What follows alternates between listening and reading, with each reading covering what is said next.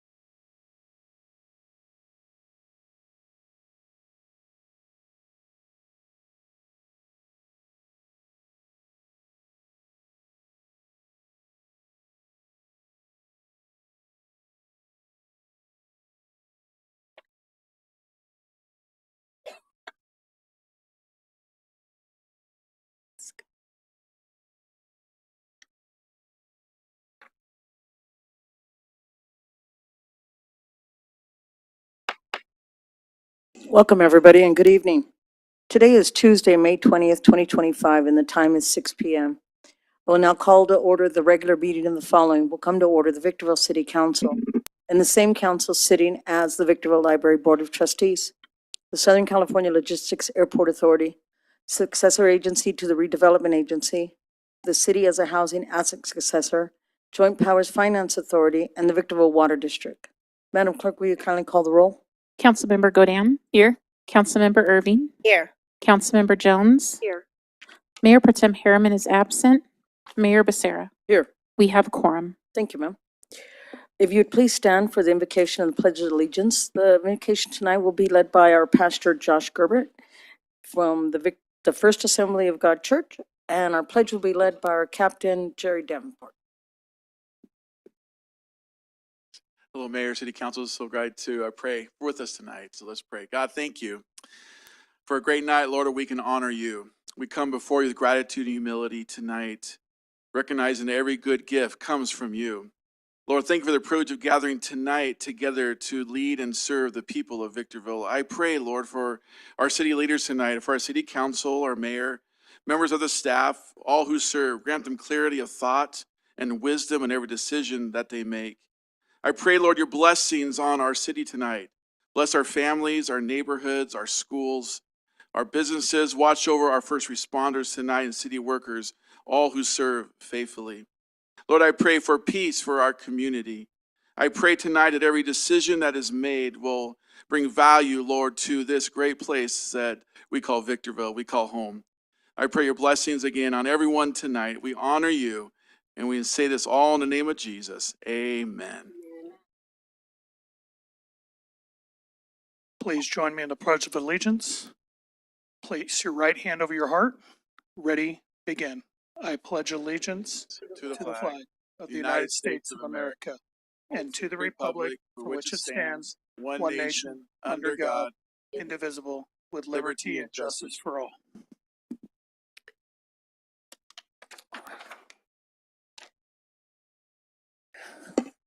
Tonight we have some presentations. We're going to start with a presentation and reward the 2025 Public Works Day essay. If my fellow council members would join me down on the floor.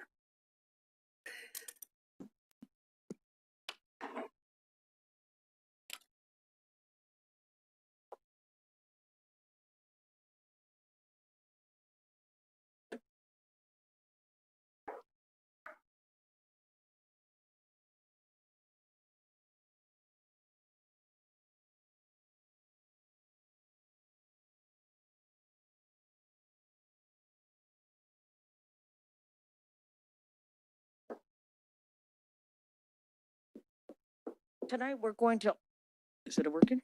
Yeah, it is. Tonight, we're going to honor the Public Works Day essay contest winner. Each year, we host hundreds of fourth graders from Victor Elementary School District for our Public Works Day. During this event, we introduce students to various city careers and show them how our Public Works crew maintain our city infrastructure and improve our quality of life. We ask the students to write an essay about what they learned. Tonight, I have the great honor of announcing the winners of our 2025 Public Works Day Essay Contest. To help me recognize our talented students, I invite Mr. Juan Robinson, our Assistant Director of Public Work, to come forward. And join me also our support specialist, Jeanette Ellis from Victor Elementary School District. Then on both.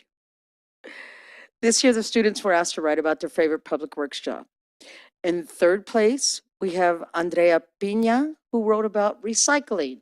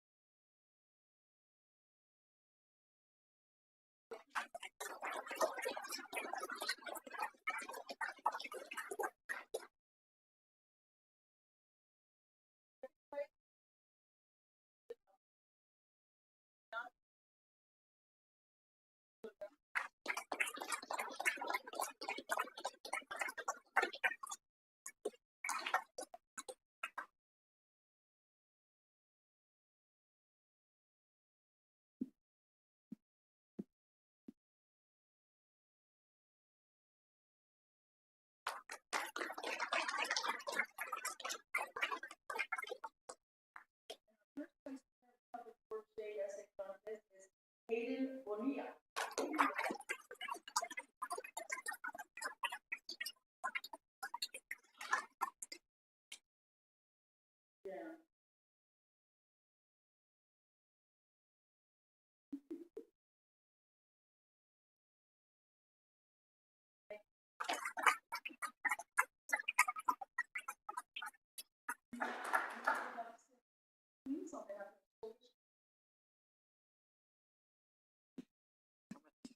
Good evening, everyone. On behalf of the Victor Elementary School District, our Superintendent Lori Clark, and our Assistant Superintendent of Ed Services, Fortune Barles, I want to extend our sincere thank yous to Juan Robinson, Sheena Romo, Summer Burgess, all of the Public Works employees, and to you, the City of Victorville Council members, for our incredible partnership and your support in adding another day of our Public Works Career Day event. We're especially grateful that you are recognizing our 3 essay winners today. Your acknowledgement means so much to our students and helps build their confidence, pride, and motivation. We truly appreciate your flexibility in rescheduling one of our Public Works career days due to the extreme cold weather. Your responsiveness and commitment ensured our students could still enjoy their meaningful experience. Thank you for your time, your expertise, and the positive impact you continue to have on our students. We look forward to continuing to have, thank you for your time, your experience, and the positive impact you continue to have on our students. We look forward to continuing this strong and meaningful partnership for years to come. Thank you again for all that you do.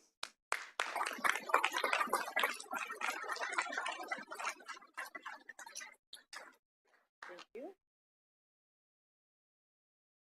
So also in celebration of Public Works Week, I will now present, you stay there, don't move.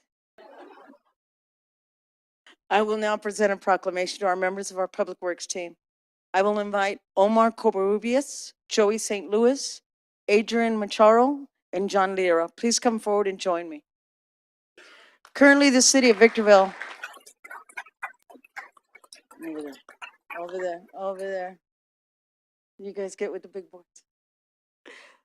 Currently, the City of Victorville has 118 Public Works employees. These hardworking employees maintain our city infrastructure for the health and safety of our community and quality of life. They care skilled workers who build, repair everything from sidewalks and traffic signs to sewer drains and city streets. I'm pleased to present this proclamation honoring Public Works team. And the proclamation reads, whereas the services provided by Victorville's 118 Public Works employees are an integral part of our community and citizens' everyday lives, and whereas the support and understanding and informed citizen is vital to the efficient operation of public works system, programs such as stormwater systems, sewers, weed abatement, graffiti abatement, sidewalk, curb, gutters, street maintenance, fleet maintenance, and water services. And whereas the health and safety, comfort, and quality of life of our community greatly depend on these facilities and services. And whereas the quality and effectiveness of these facilities, as well as their planning, design, and construction, are dependent upon the efforts and skills of public works officials. And whereas the efficiency of qualified and dedicated personnel, that'd be you guys, who staff Public Works Department is influenced by the people's attitudes and understanding of the importance of the work they perform. Now, therefore, I, Elizabeth Sarah, Mayor of the City of Victorville, do hereby join the other members of the City Council in proclaiming May 18th through the 24th, 2025 as Public Works Week in the City of Victorville.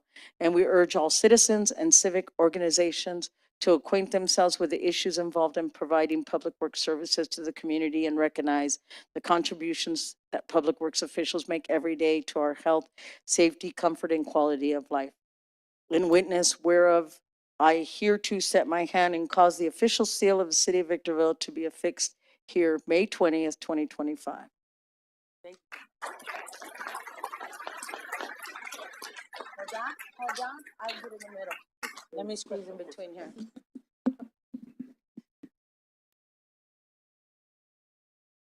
Thanks, guys. Thanks for everything. Y'all be quiet. We had to get dressed up for something. You're like, what do I do?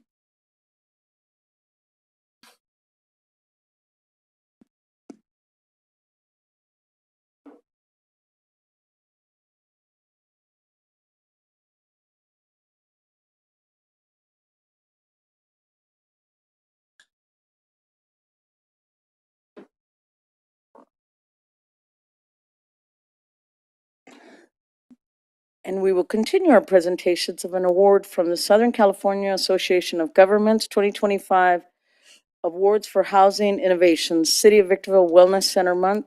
Turn it over to Alejandro.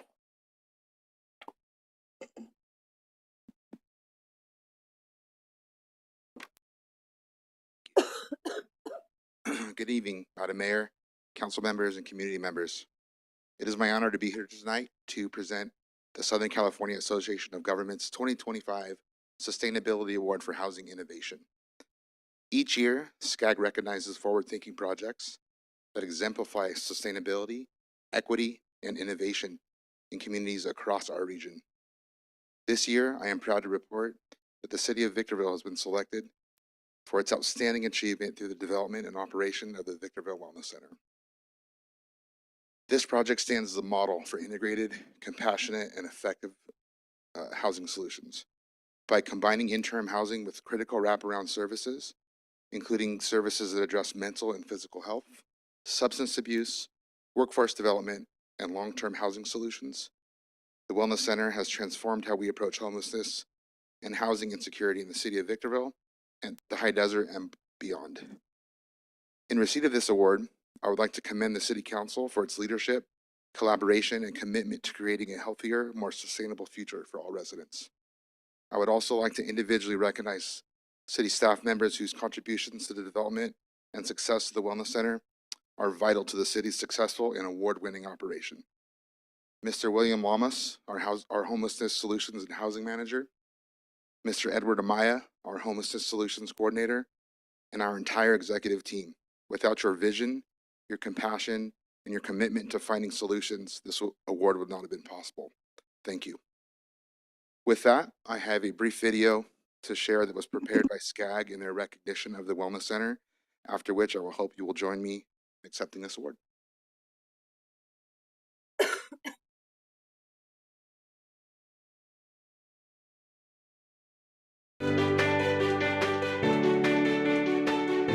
The Housing Innovation Award goes to the Victorville Wellness Center, a visionary project that seamlessly integrates on-site medical care, private housing, and wraparound services for people experiencing homelessness. Developed by the City of Victorville using a combination of state funds, local tax revenue, and philanthropic support, the Wellness Center provides 110 modular homes, each designed for dignity and privacy.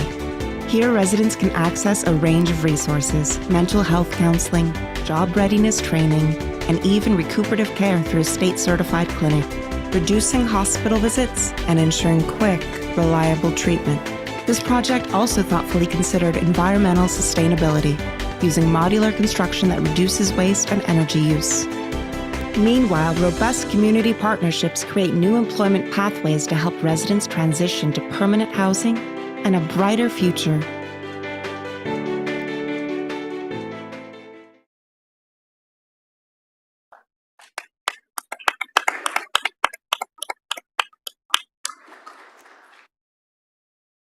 Join, ladies.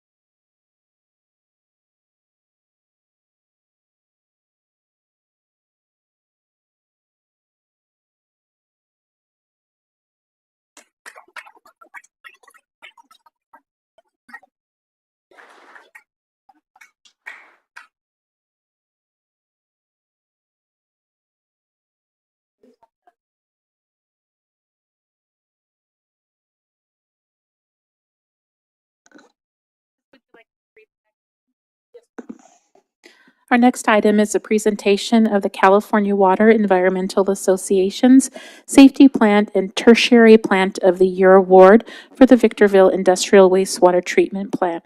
Mr. Bonilla, would you like to introduce this?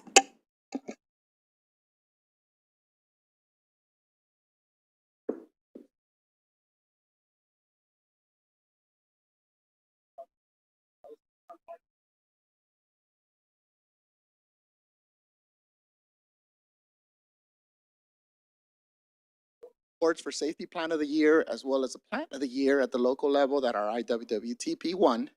And at that time, I let you guys know that we would be back because not only did we win at the local level, we also won at the state level. The awards that we received are from the California Water Environmental Association. It is an organization that empowers wastewater professionals as they protect one of our more critical resources, our water. As this council is aware, our industrial wastewater treatment plant was designed to treat a combined waste stream flow of 2.5 million gallons a day.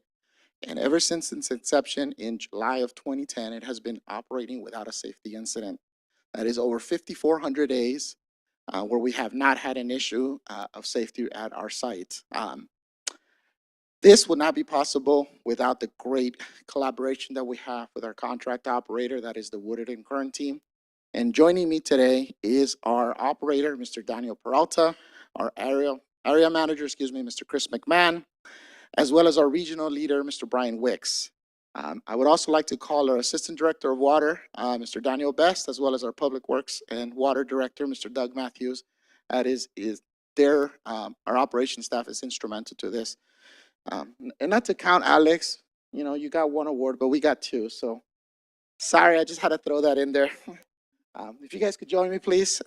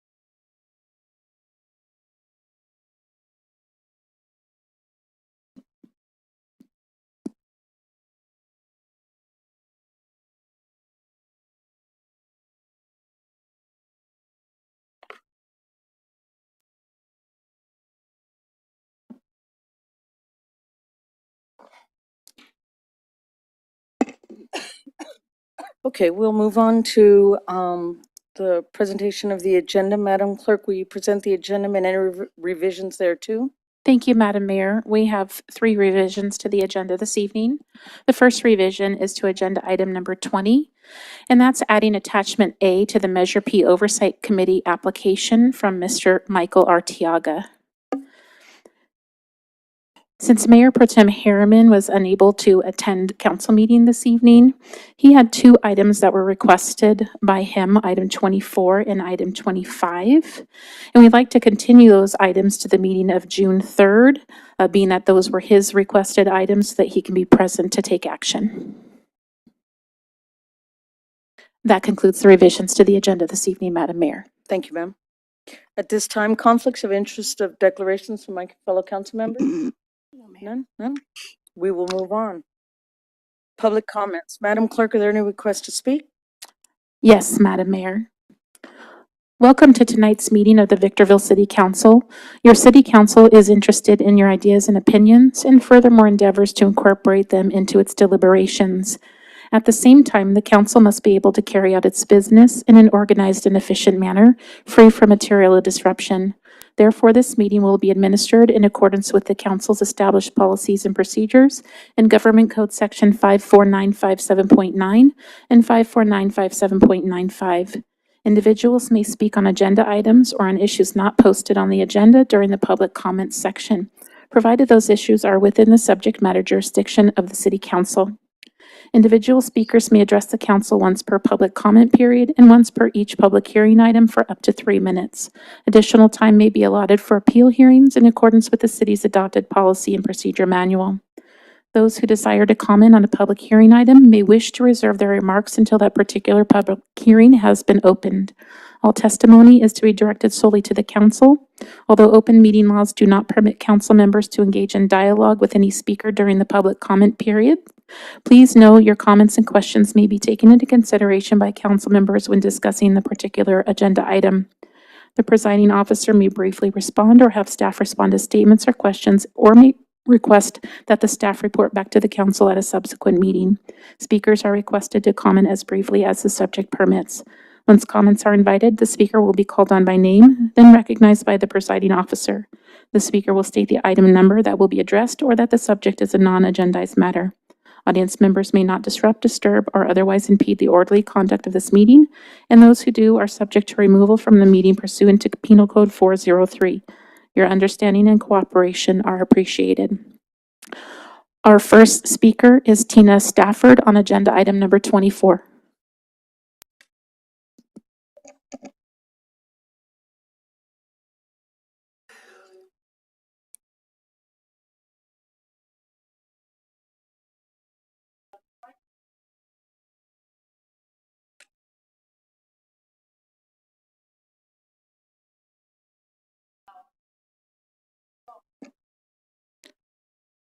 I'm sorry, is the microphone on?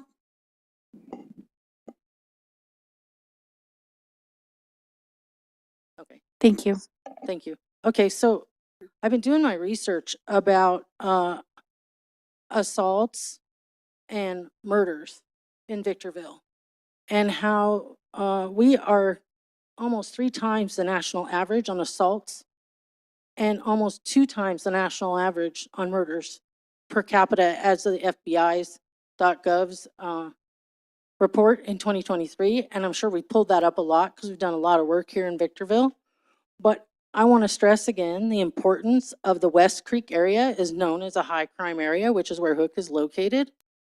And that, that we think it's important to have an indoor safe space for the teens in that area so they don't get swept up into crime or be caught in crossfire of another. We know that the new library is being built, and we heard about that, but that's also a 15-minute drive from the area we're talking about. And a lot of these people don't have transportation. They can't, they can't walk 5 miles in Victorville. It's not a great idea.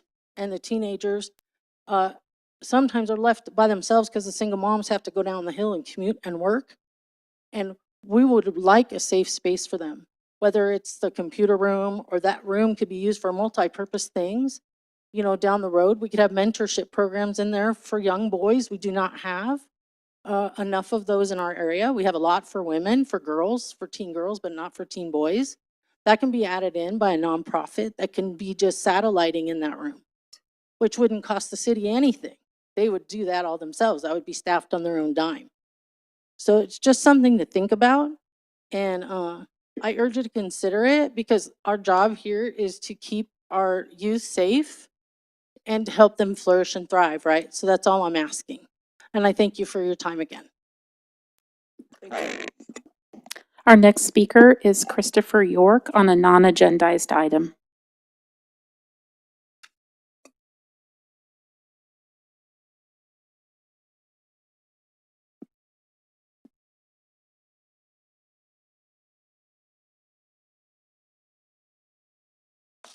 Appreciate you. Good evening, Mayor, Becerra, council members, and city staff. My name is Christopher York. I'm a executive director of development of FieldWise. And what we are is we specialize in emotional intelligence. We have tools that are support mental wellness in schools, families, and workplaces. And I'm here today because I believe Victorville they have an opportunity to become one of the model cities and proactively support youth and communities' well-being. FieldWise is a science-backed system that currently pilots with Kaiser Permanente, multiple schools in the area, including Riverside, Alvord School District. We have some colleges in Texas. We have the Sheriff's Department in Riverside, as well as some other entities, including military, such as Space Force, Air Force, Navy, that are doing pilots with us. And so what it is it helps regulate emotions.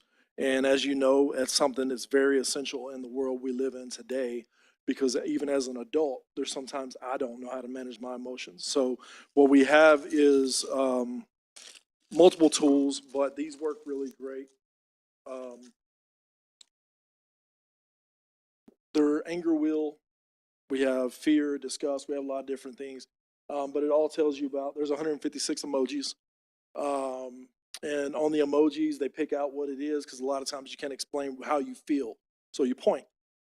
And on the back, it tells you how to go from anger to gratitude. And if you can step back and get from anger to gratitude, you're able to break the monotony and find out what's going on and get them to understand how to express themselves better.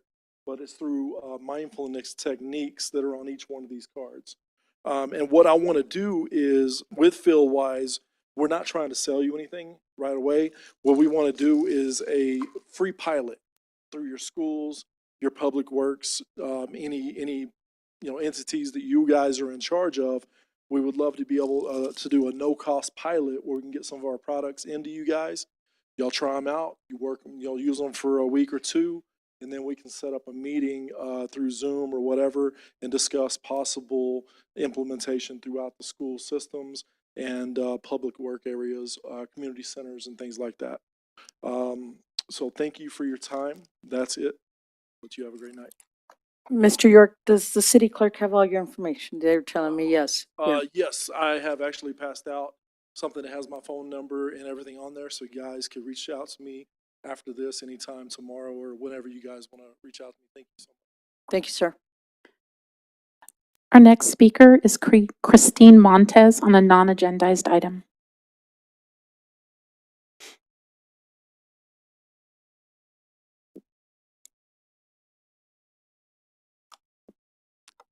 Good evening, everyone. My name's Christine Montez, and I was exited from your wellness center on May 8th of this year because my time was up. I had some property that they had taken from me, and I've carried this for the last 5 years since my husband died. He had it before me. Anyway, they took it and they told me I would get it on my exit date. Exit date rolled around. It's been over a week. Nobody knows where it went. Apparently, it had legs and it walked away because I can't get my property back. And I'd like to know the reason why everybody brings property in there and they say you can't have it. We'll hold it for you. When you leave, you can get it. But when you leave, you can't get it. I'm sorry. Okay, I didn't mean that. It's just that I'm very angry over the situation. And the item they took doesn't have a price tag on it. It will never have a price tag on it. It's a sentimental piece of material that, only I and the rest of the family knew about at the time.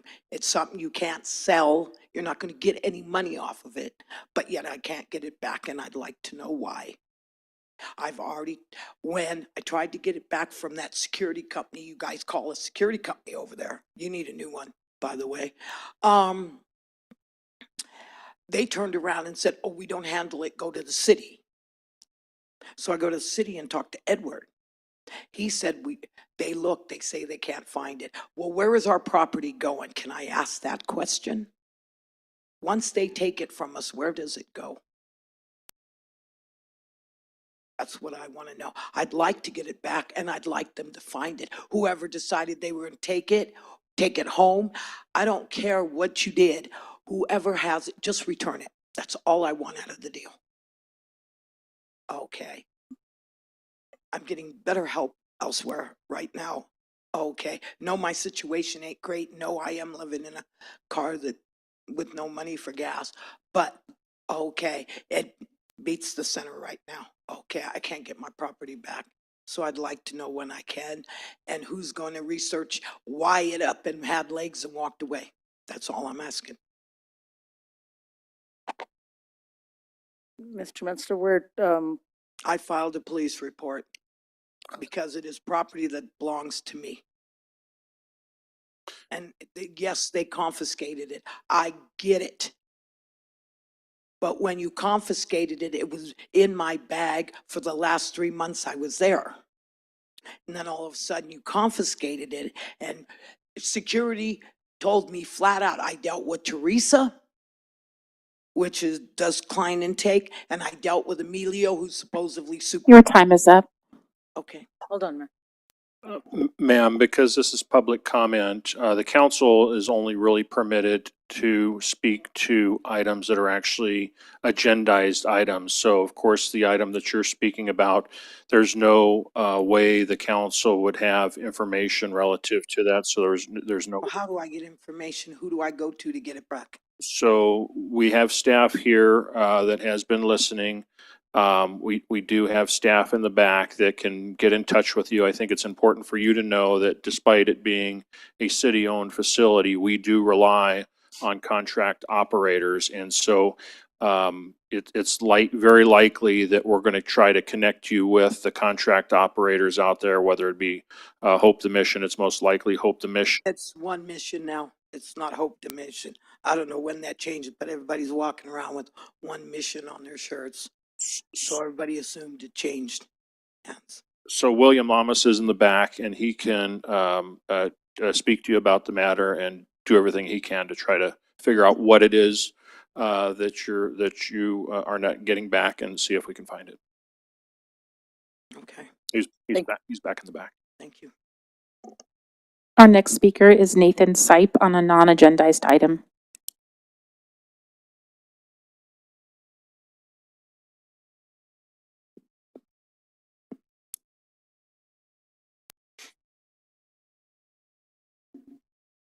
Hello, City Council. I'm here to speak to you today about code enforcement procedures.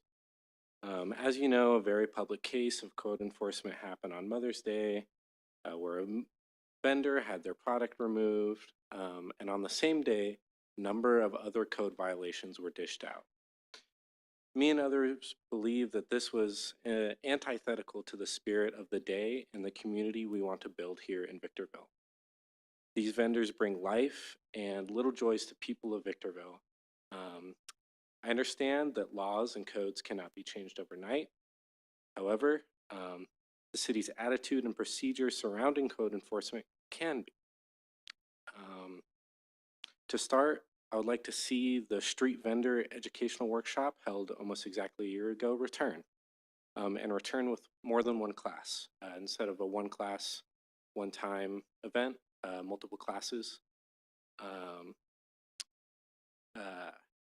This class provided vendors with insight into updated enforcement procedures, as well as tools to be successful and licensed.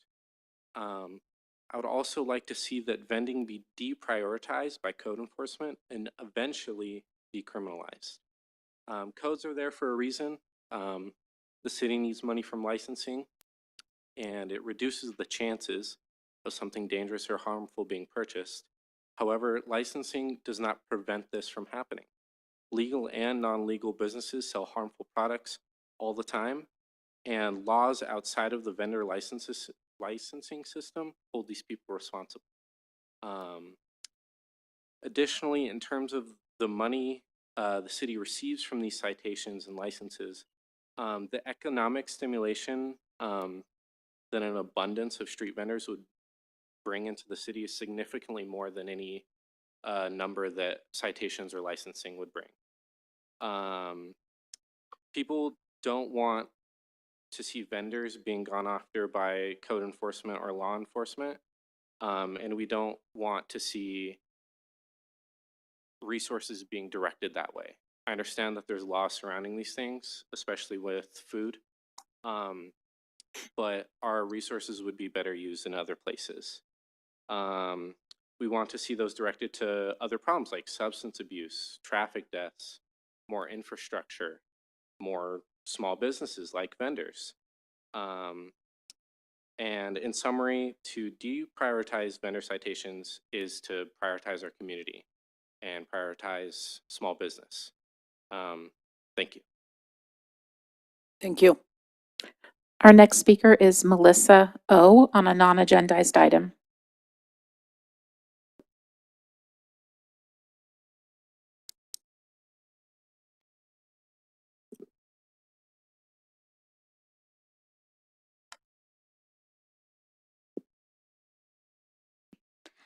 Hello, Victorville City Council members. So I'm going to echo much of which my comrade said a little bit earlier, but a few weeks ago, code enforcement did take flowers from a local vendor here that is in our very own high desert. For those who may not know, her name is Alicia Flores. I was disappointed to see Victorville's response, especially on their social media pages, stating that they have attempted to reach out to our vendor population and essentially placing the responsibility on them, which again, I understand you guys do have codes and you have laws that people have to follow. However, much of this is not translated, nor is it often public information. You said that there are designated vendor zones, which is not public information that is not easily accessible. Victorville has only had one business and licensing class, and given how hugely populated that class was, there was basically people overflowing outside of that building wherever you had it, excuse me. But based off the photos and how full it was, that should actually encourage you to do more. Street vendors are protected in the state of California. And again, while I understand that our respective municipalities have their own rules and jurisdictions, I encourage you to do more.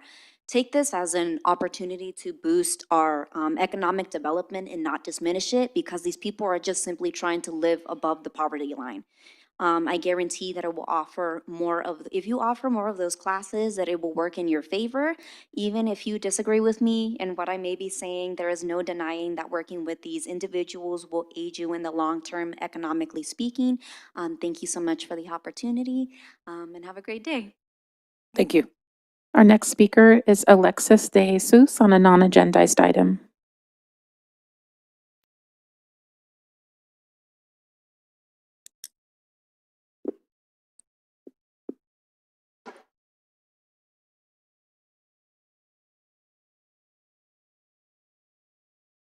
Hi, good evening. My name is Alexis de Jesus. I'm sure I've become somewhat of a familiar face to you all. Um, I've been here multiple times now to speak with you as a constituent of Victorville, and I'm sure I'll be here several times more in the future. The issue I bring to you today is not just regarding the incident involving the street vendors on Mother's Day weekend, but the issue of the lack of resources given to street vendors and the minority communities of this city. In response to the attention that was raised on social media when code enforcement confiscated the flowers of a street vendor on one of the busiest holidays of the year, you posted on Instagram about how you express sympathy with the community and for the women involved, but that you also need to have sympathy for the vendors and businesses who operate lawfully. You also stated that you want local businesses to succeed, so you've offered an extensive education and awareness effort that includes vendor workshops offered in English and Spanish, as well as educational canvassing and vendors for vendors operating in the city. To clarify, in this Instagram post, it was referring to the one workshop that was given 1 year ago on May 16th of 2024 in conjunction with San Bernardino County Public Health. This one-time workshop is not extensive education and awareness of how current and potential street vendors can operate in this city. I myself went out and spoke with multiple street vendors that operate in the city of Victorville when that post came out on Instagram, and a lot of them had no knowledge of it, and I had to share that information with them. Not only this, but the city of Victorville did not even take the time to post the flyer in Spanish, and I was looking earlier and I actually don't think it's on the Instagram anymore at all.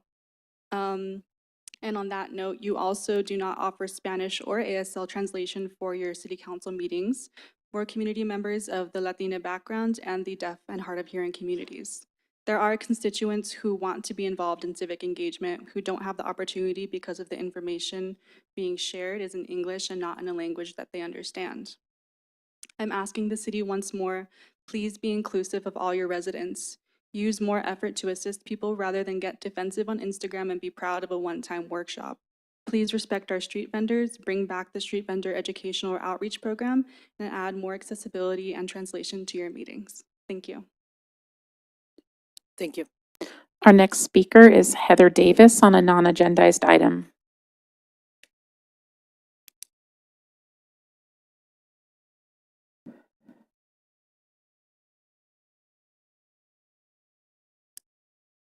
Good evening, everyone. Hello, my name is Heather Davis. I am, like you, an active community member dedicated to improving our high desert when and where I can. I'm here to bring attention to this city's council and all in this room of how members of the high desert community like myself have felt regarding the recent incident of the targeting of flower vendors this past Mother's Day. In my opinion, it was indecent and its consequences were distress in our community and tragic stories from the men and women who were quarry to what was an unfortunate solution to an issue I have not heard any discussion from my fellow constituents. It was sort of a non-issue that was decided on the community's behalf, something to be put down and made into a message. Those vendors were seemingly made into a message in a way that was completely unnecessary, in my opinion. This incident has sent a very poor message to our high desert community. In these especially fearful times where specific demographics of your constituents are being targeted and intimidated, this incident has spoken to that. I believe that our community could have done better, and I believe that this city could have done better. Thank you. Thank you. Our next speaker is Valentin Godina on a non-agendized item.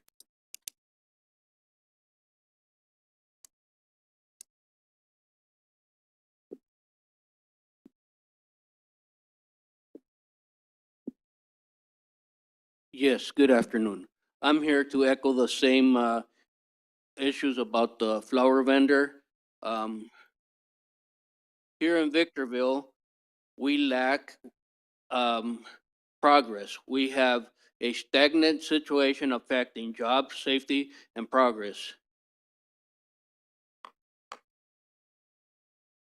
We need to change the way that we're doing things. The city doesn't provide resources to prevent crimes. We lack jobs and livable wages. We have been lacking these for the past 10 to 15 years. All we get is harassment from those who are supposed to look out for our safety. Code enforcement goes after street vendors trying to make an honest living, specifically flower vendors and political campaign helpers who put up signs for those that the status quo disagrees with. They set off intending to arrest someone and generate a fine. This is a perfect example of the misuse of Measure P half-cent tax. By bullying flower vendors and campaign helpers who pose no danger to the public safety does not help our image.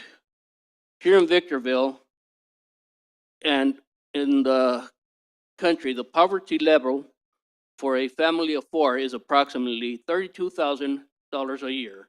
The average rent for a two-bedroom apartment starts at approximately $1,700. That leaves the person with about $773 to buy food, utilities, and gas. Minorities are being targeted for trying to support their families. Carl's Jr. started as a hot dog street vendor and grew the business to a lucrative food chain and a franchise. The difference between a street vendor and a florist is that one is a minority and the other is not. We need to bring a licensing office here to Victorville and make it accessible to the public, because with this kind of wages and this situation, our residents are not able to drive down the hill, get the permits, and then come back and still make enough to feed their families. We need to have those sources here to make it easier for them. And these people pose no threat, and they do deserve their merchandise back. And just like the lady was saying before, it is hard for people to get their merchandise back. And when they get it back, it is damaged and useless. So you're not hurting, you're not helping the residents that you're supposed to be looking out for. You're causing them more harm and more damage. Bring a licensing office. Your time is up. Our next speaker is Susie on a non-agendized item.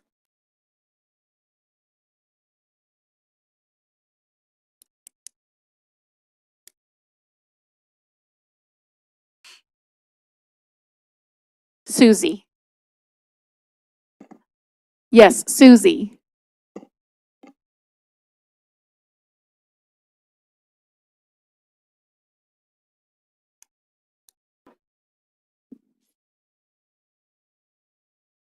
Hi, good afternoon. Longtime High Desert resident. Again, I am here to speak on the events that took place on Mother's Day with the flower vendor. I understand that there are, rules to follow and regulations to follow. However, I think the situation could have been handled a little better. And just to follow up on what Mr. Godina spoke to, there is a, very tight job market up here. Many of our vendors have full-time jobs. They work full-time. This is what they do on the side to try to make ends meet. So it would be nice if almost exactly a year ago, we had, May 16th, we had the vendor education program, if we could bring that back. If we could reach out to our vendors more and maybe be more of a team and more of a support system. Many of us got to where we were because we had a team behind us. Many of us reached our positions of where we're at today because we had a support system. Family, our community, the city council surrounding us so we could become a council member, the mayor, the city manager. A lot of these vendors could use the same support. Instead of coming down on them in a punitive manner, we could maybe offer them resources and education. I'm sure many of them are not looking to break the rules. They're just trying to make a little extra money. As we all know, again, the job market is really tight up here. Again, the city council can do more, but also our other representatives can do more. We have a Congressman, Jay Nolte, who could definitely help to do more. You know, everybody can do more. So what I'm looking for is maybe more of a support system and less of punitive measures to people who are working and returning those resources into our same community. So if they make money and they spend money up here, then we all kind of benefit from the same people who are doing this, they're vendors in our community. And many of us appreciate having them. So thank you for your time. Thank you. Madam Mayor, that concludes our public speakers for this evening. Thank you very much, Madam Clerk.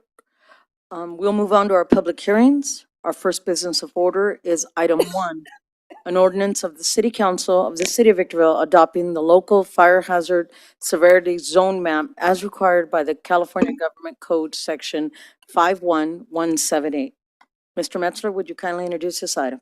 Thank you, Madam Mayor and members of the council. Since 1985, CAL FIRE had been required to create maps illustrating throughout California fire hazard severity zones, and broken down those maps to the local level. Recent laws required California to reevaluate those fire severity zones and break them down in even greater detail than previously provided. Greater detail with the varying degrees of risk throughout California. So we've recently received our updated maps on March 24th, and the state's requiring that they be adopted by this council within 120 days of having received those. So with that, it's a very interesting subject. We certainly have a brief presentation of this matter by our building official, Joe Sleggers. We also have our Deputy Fire Marshal, Mr. Jeremy Kosick, here as well, to be able to share with you a little bit more about what this all means, what your action means that you're taking tonight, and also provide you with an opportunity to ask any questions or share any comments you might have with the staff as to this item. So with that, I'll turn it over to Mr. Sleggers. Thank you, Mr. Metzler. Good evening, Mayor and members of council. While fire hazard severity zones are not necessarily a new concept, they are a bit new to Victorville in a certain sense, and I'll get into that. But the presentation is designed to give you a little bit of the background and kind of explain how it will affect mostly developers, but potentially also citizens as well. I don't want to bore you with the details of each of these fires, but this is essentially to show you kind of that these regulations are coming out almost in reactive fashion, meaning that kind of a cause and effect thing here, that you have a major fire incident and you have the state reacting to adopt new sections of code that required going all the way back to, like Mr. Metzler mentioned, in 85, that the fire hazard severity zones be developed. And then beyond that, there's sort of an evolutionary process where the zones were designated, and now ultimately we're dealing with them. When you see this abbreviation, by the way, of LRA, that is referencing us as a local responsibility agency. The city of Victorville falls into that category. So as you see that forward going in the presentation, that's where that comes into play. This kind of touches again on the legislation that came out in 21 would be the big point here. That's where the state decided that even local responsibility agencies needed to adopt high and very high severity zones. In the adoptions that go back to 2007, the reason that this hasn't come up with us thus far is because Victorville does not currently contain any very high fire hazard severity zones. And by current code, that's the only zone that is required to comply with any of what we call the WUI requirements. That's referencing the wildland urban interface requirements. That's gets into some of the stuff that I'll talk about a little bit later as far as the fire hardening measures. This is a map of basically how the new maps were released. As you can see, they kind of worked in a north to south fashion, with our map being the last of the 4 to be released. As of that date, that's when the clock started ticking. We had 30 days to post this on our public website. allow for public comment using that public website. We did have that open, and I believe it's indicated here, but yeah, the closing date for that was May 8th. We did not actually receive any public comment. But we did, and I'll get into this a little more later, but we did have one example of a developer who falls into one of these high fire hazard severity zones that actually approached our counter to talk about these requirements and how it was going to impact that development. Like I said, I'll get into that in just a bit here.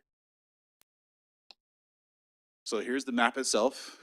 This is obviously kind of the meat and potatoes of what we're doing here, but where you see orange, and the best way to probably describe those regions is the riverbed in areas directly adjacent to it. For obvious reasons, there's a lot of fire load there, you know, because of vegetation and other things. And then fire history also dictates that we've had a number of events down in that area. And then also at the south end of the city. And the best way I can describe why that area is more of a high fire hazard severity zone is because it's more adjacent to our southerly border, where in Hesperia and some of our neighboring areas, they actually have some very high. And this model takes into account Embercast, which takes into account wind patterns. So anytime you're upwind of where there's a high wind pattern, you're ultimately subject to some of that as well. These are slides that actually come directly from CAL FIRE's slide presentation that just explain a little bit more of the methodology behind this and some of the sections that required this stuff to be adopted. Again, there are 3 levels, as you saw on the map: moderate, high, and very high. Now, we still, as of the rollout of these maps, will not have any very high severity zones, but we'll get into a little bit more here in a second why it's significant that we do now have some high. This gets into a little bit of CAL FIRE's methodology. I would say that the biggest takeaway is from this slide is in point number 2, where they talk about blowing embers. Again, one of the evolutions of this is that they now take into account certain weather patterns and specifically wind in developing these maps. This one, again, gets into some of the changes. So what you see there in white as far as vegetation density and slope and things like that are things that have been taken into account in previous models. What you see in yellow are kind of the evolution of the newer things that they've tried to incorporate in the maps that are being rolled out in this phase. And again, that's related to weather conditions and wind vector distributions, as they call it. Now, this is kind of the meat and potatoes of what actually kicks in when these maps are ultimately adopted. So as far as the code is concerned now, again, these requirements only kick in very high fire hazard severity zones. I personally am actually located in one of these. I built my own home about 5 years ago and had to comply with this, but that's because I was in a zone designated as red, even by the old maps.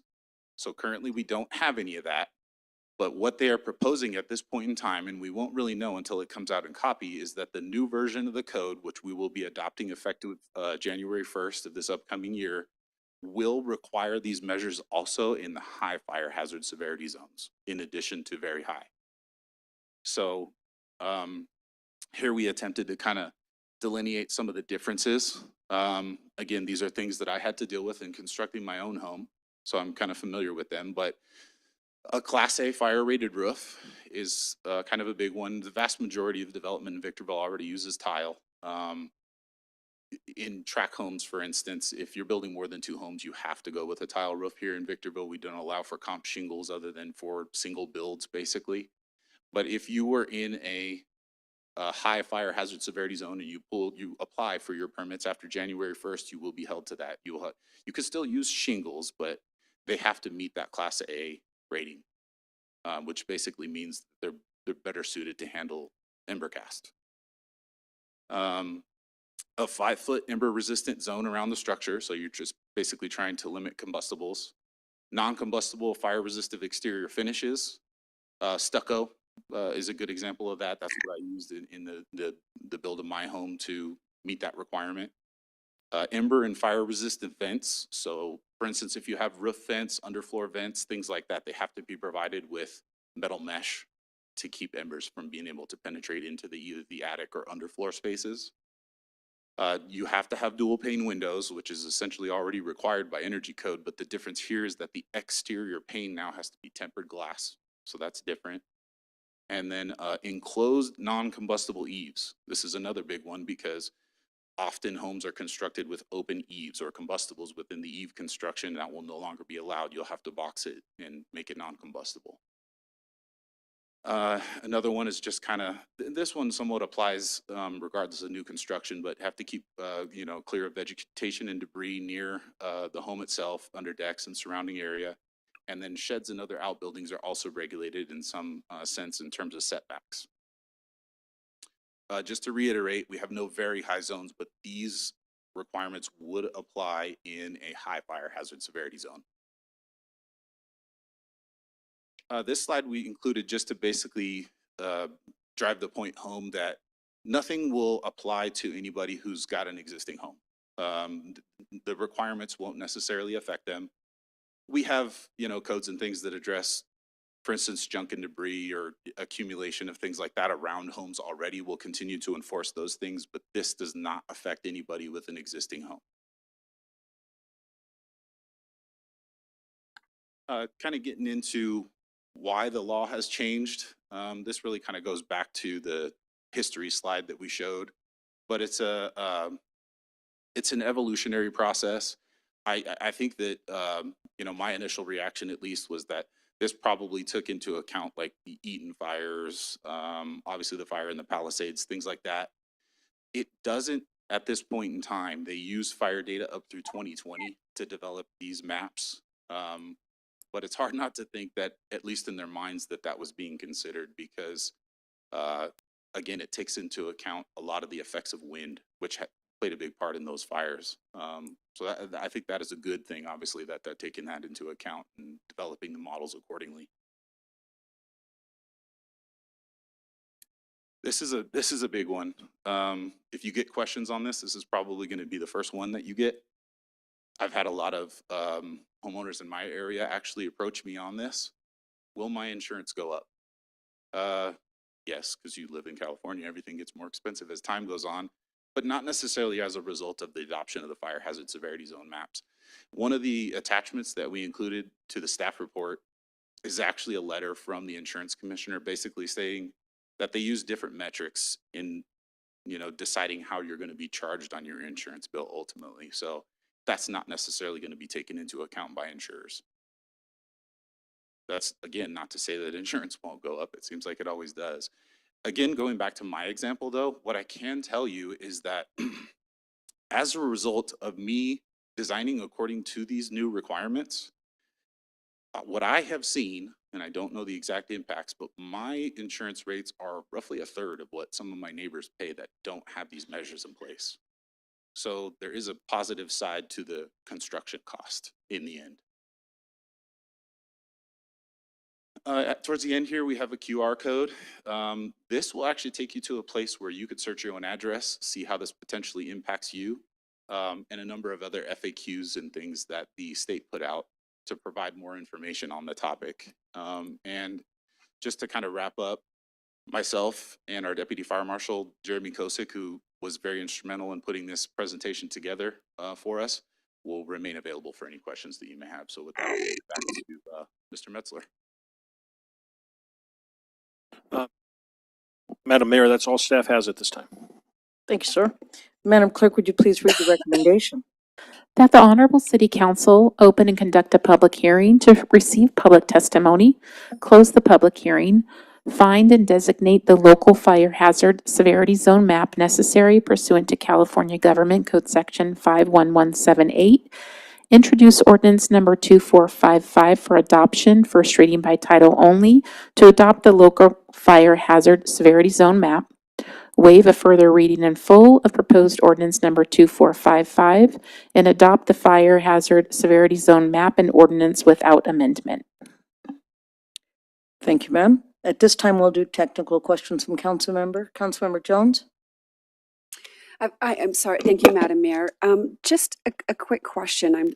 This is a lot of information, And I've been hearing a lot lately, Mr. Metzler, and I don't know if you want to pass this on, but about Zone Zero legislation or regulations coming up.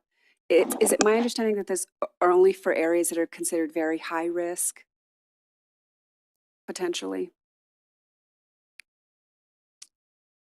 Joe, you want to handle it? Yeah, if I can ask you to restate your question though, are you asking if the Zone Zero requirements would apply in very high fire hazard severity zones or here in Victorville? Correct. It- Well, wherever those areas are. It's my understanding that there are some jurisdictions and the ones that seem to be considering that are in those very high zones. But we are not at this time, and we have not heard that the state is going to mandate that statewide either. Well, that's good news for now, right? It's far more restrictive for sure. I know it is, and I have to think about the fact that we're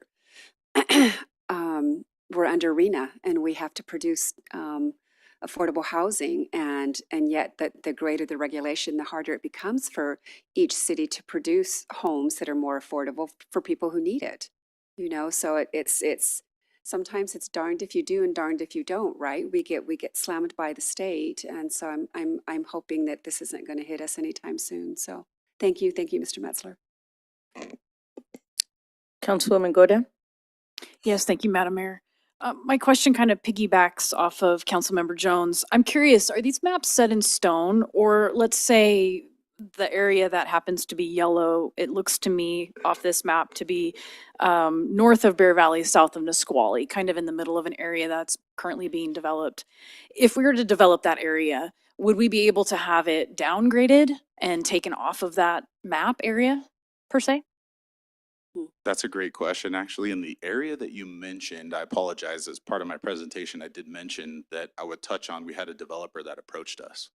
The developer that approached us is Richmond American Homes. They're getting ready to build in that exact area that you're describing. And the conversation that we had at the counter was back and forth kind of regarding, you know, he's looking at the map, he's going, everywhere that's developed is not in these zones. So it's almost a chicken and egg scenario where once it's developed, it no longer falls into that category. We're like, you're absolutely right. But unfortunately, going into it, there wouldn't be a way. They only come out, I mean, like I said, the last iteration of these maps came out in 2007. You know, here we are 18 years later, and they finally came out with the next iteration of those maps. So they're really not amended until the state goes through the process of doing it. And to touch on the original point of your question, as far as them being set in stone, they are in the sense that they're sent to us as minimum standards. Now, we are allowed, we have to make certain findings to do so. We are allowed to make them more restrictive, but not less. If that makes sense. It does. Thank you. That's all, Madam Mayor.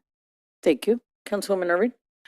I think my questions are very much in line with Member Jones and Member Godin. You mentioned that most of the high severity areas are determined because of wind patterns and because of their close proximity to very high severity areas, correct?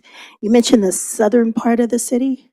So I'm guessing if there was going to be some development in the southern part as of January 1st, the cost of those houses would increase drastically. That's correct. I can tell you that as part of going through this material, the state has assured us at a number of times that they met with the building industry, that the building industry is supportive of these measures. But you're absolutely right in the sense that they are going to have some very real cost. I can tell you, I couldn't give you an exact number, but I lived this personally because I had to, like I said, box out my eaves. I had to use the windows that we're describing. I had to use different styles of vent and meet all these different measures. And it had a definite financial impact. On a single house basis, it was absorbable. Somebody building an entire track, it's going to be a pretty large expense for sure. Right. I think I feel the same way Member Jones does. We're I don't want to say it. We do, and shucks if we There you don't. go. All right. Thanks for helping me with that. Okay. Thank you very much. And I have a question. I know you said that we don't have a very high zone, but this says a high and a very high zone. The high zone, cross tracks East Street, all that over there. And then the area, again, that Councilman Godan said, and also over there off Bear Valley. But it also says shed and other outbuildings located at least 30 feet away. Is an ADU considered an outbuilding in a shed? If you build it in a shed or in a garage? Yes, but part of the reason that you see the regulations on structures like that as compared to an ADU is because those are typically structures that don't necessarily have to go through a permitting process. So an ADU, being that it does have to go through a permitting process, we can verify setbacks separate from that and make sure that they meet certain fire separation requirements aside from this one. This is more of a prescriptive one intended to address structures that maybe aren't constructed to meet those, non-combustible requirements, if that makes sense. Was any city checked with to see if, our opinion on the map that they made for the city? I know you said the building industry, but was the city brought into a meeting saying, this is what we're looking at? So I would say, much like other laws that come out and things like that, I mean, were we to have lobbyists and a presence in Sacramento, we potentially could have been a part of that process, but they did not reach out to us specifically regarding the development of these maps, no. Concerns me. The river bottom belongs to them, and they put that in the map because they refused to clean. Thank you. I'll open the public hearing. Madam Clerk, are there any requests to speak? No, Madam Mayor. No speakers. I'll now close the public hearing. Madam Clerk, will you please read the title of ordinance number 2455? An ordinance of the City Council of the City of Victorville adopting by reference the local fire hazard severity zone map recommended by the California Department of Forestry and Fire Protection pursuant to the Government Code Section 51178 to designate local fire hazard severity zones within the City of Victorville. Thank you, ma'am. I'll invite a motion for this item. Yes, Madam Mayor, I move that we adopt staff's recommendation as to points 3 through 6 as presented on the agenda, with points 1 and 2 already having been disposed. Second. I have a first by Councilwoman Jones, a second by Councilwoman Godan. Councilwoman Jones, comments on the pending motion? I have none. Thank you, Madam Mayor. Councilwoman Godan? I have none. Councilwoman Irving? Thank you, none. Then I have none. Madam Clerk, will you take the vote? Councilmember Godam? Yes. Councilmember Irving? Yes. Councilmember Jones? Aye. Mayor Becerra? Yes. Motion passes with Mayor Pro Tem Harriman being absent. We've now taken action to approve points 3 through 6 of staff's recommendation as presented on the agenda. We'll now move on to the consent calendar, items 2 through 13. I'll invite a motion. Yes, Madam Mayor, I move that the council and the council acting on its various boards of directors take action to approve staff's recommendations for items 2 through 13 as presented on the agenda. Second. Madam Clerk, will you take the vote? Councilmember Godam? Yes. Councilmember Irving? Yes. Councilmember Jones? Aye. Mayor Becerra? Yes. Motion passes with Mayor Pro Tem Harriman being absent. Thank you. We'll now move on to written communication. Item 14, design of the new police station and civic plaza. Mr. Nelson, will you kindly introduce this item? Thank you, Madam Mayor and members of the council. Dating back to March of 2023, we've been working on retaining a firm. And we did that after a competitive solicitation. We retained a firm to help establish a conceptual design for an expanded police station. As you're currently familiar, the police station that we currently operate out of is on Amargosa Road, approximately 13,000 feet, and very, very constrained for the operation that we're currently running today. And so the result of having brought on a firm to actually do a conceptual design is yielded an opportunity to evaluate with the Planning Commission conceptual design at property owned across the street from City Hall here. You'll recall a joint public hearing where we had the opportunity to first look at concepts including a two-story type facility. Where at that meeting, it seemed to be the preference to consider a greenfield option, which since that hearing, we've been working on with LPA. We've worked very, very closely, not only with the architects, but also with our law enforcement staff, the command particularly, that's really kind of helped identify all of the functional needs that would go into a facility. We've also worked towards the design of a civic plaza as an attached component to the police station to make it more of a destination type location. And so with that, after all that time spent, we do have a new conceptual design that focuses on the site at the northwest corner of Civic Drive and Seneca. And so with that, we do have members of LPA present. They are present via Zoom, and they'll lead you in a presentation of the project. And I'll call on Mr. Jeremy Hart, who then can lead his team through this presentation for you.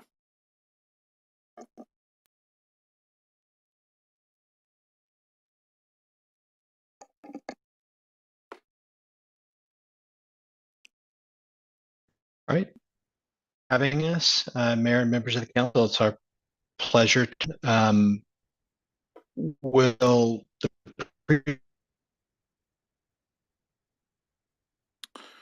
Mr. Hart, you're breaking up a little bit. I apologize for that. Thank you very much for having us. Presentation you can share.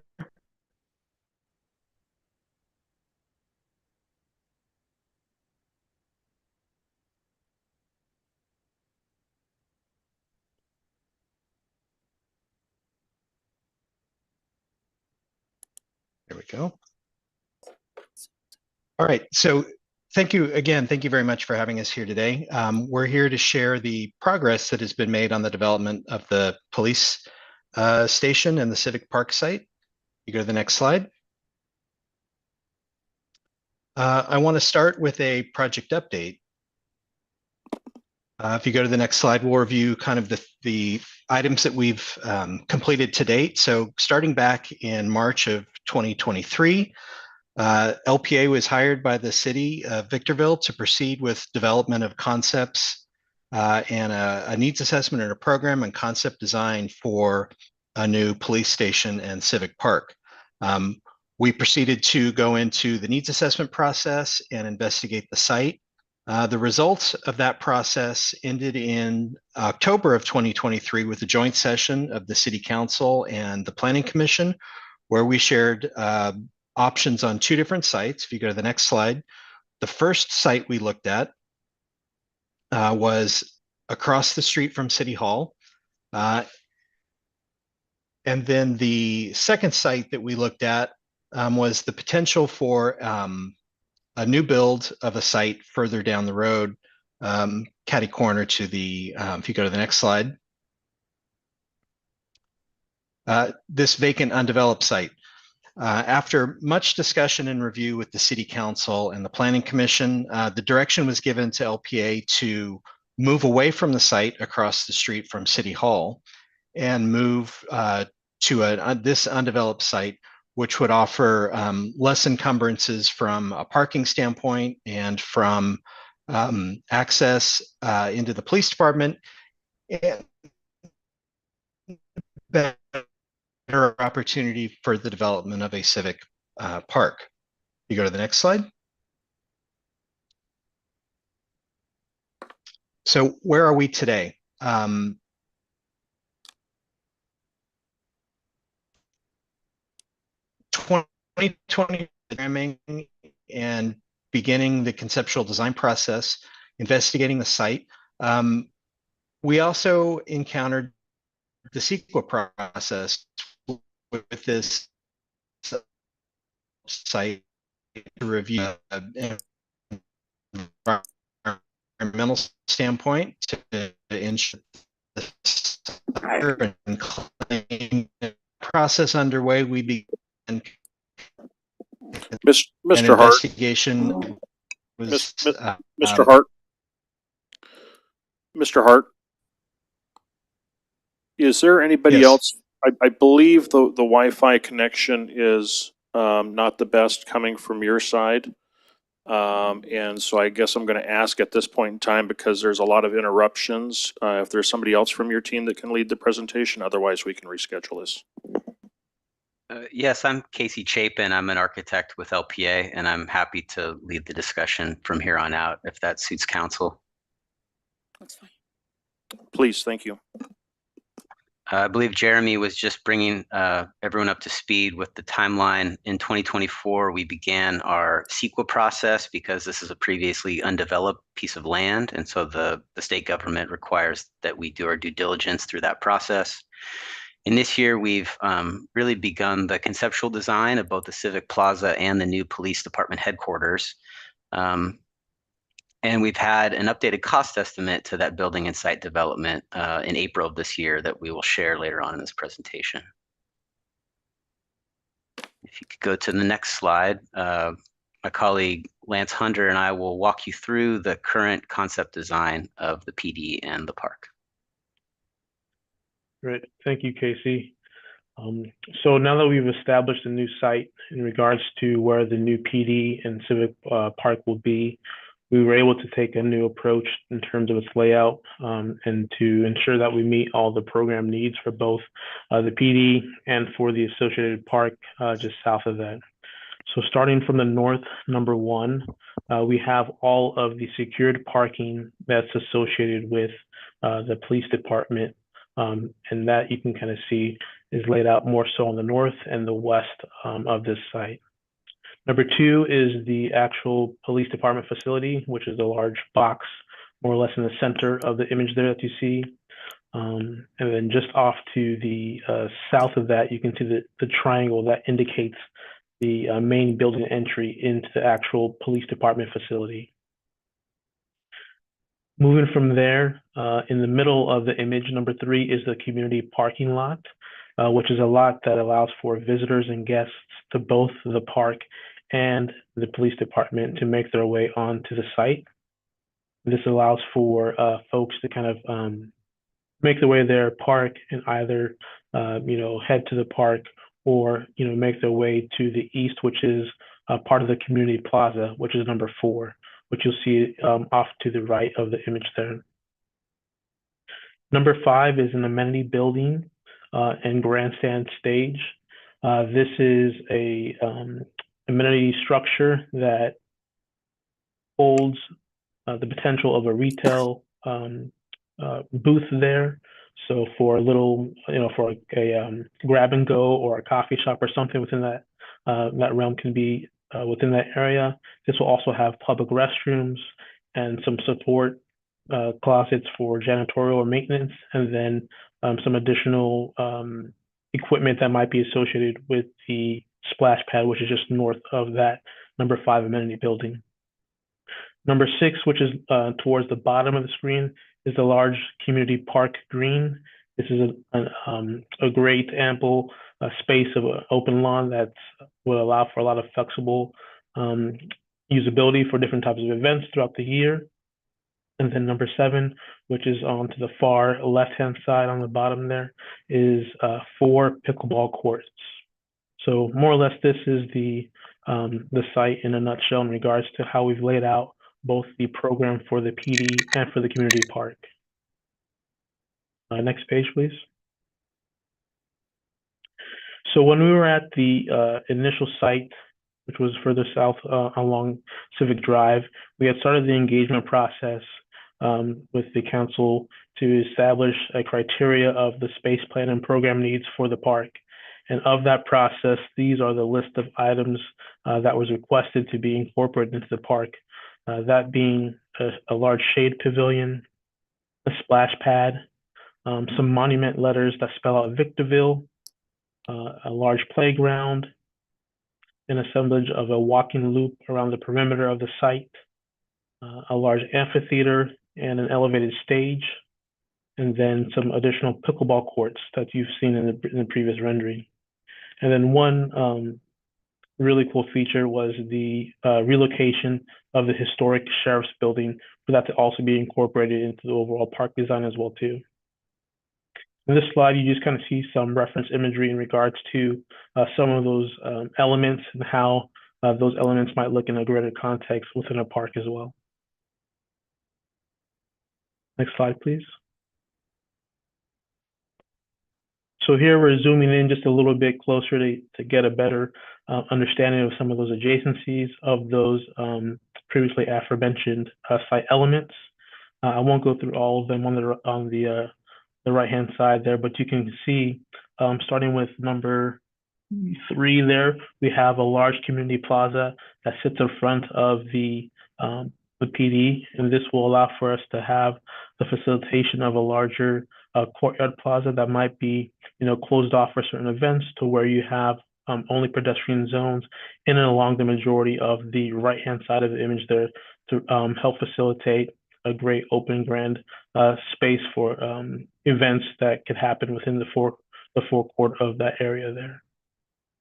As I mentioned, we have the large amenity building there, which is indicated by the number, 5?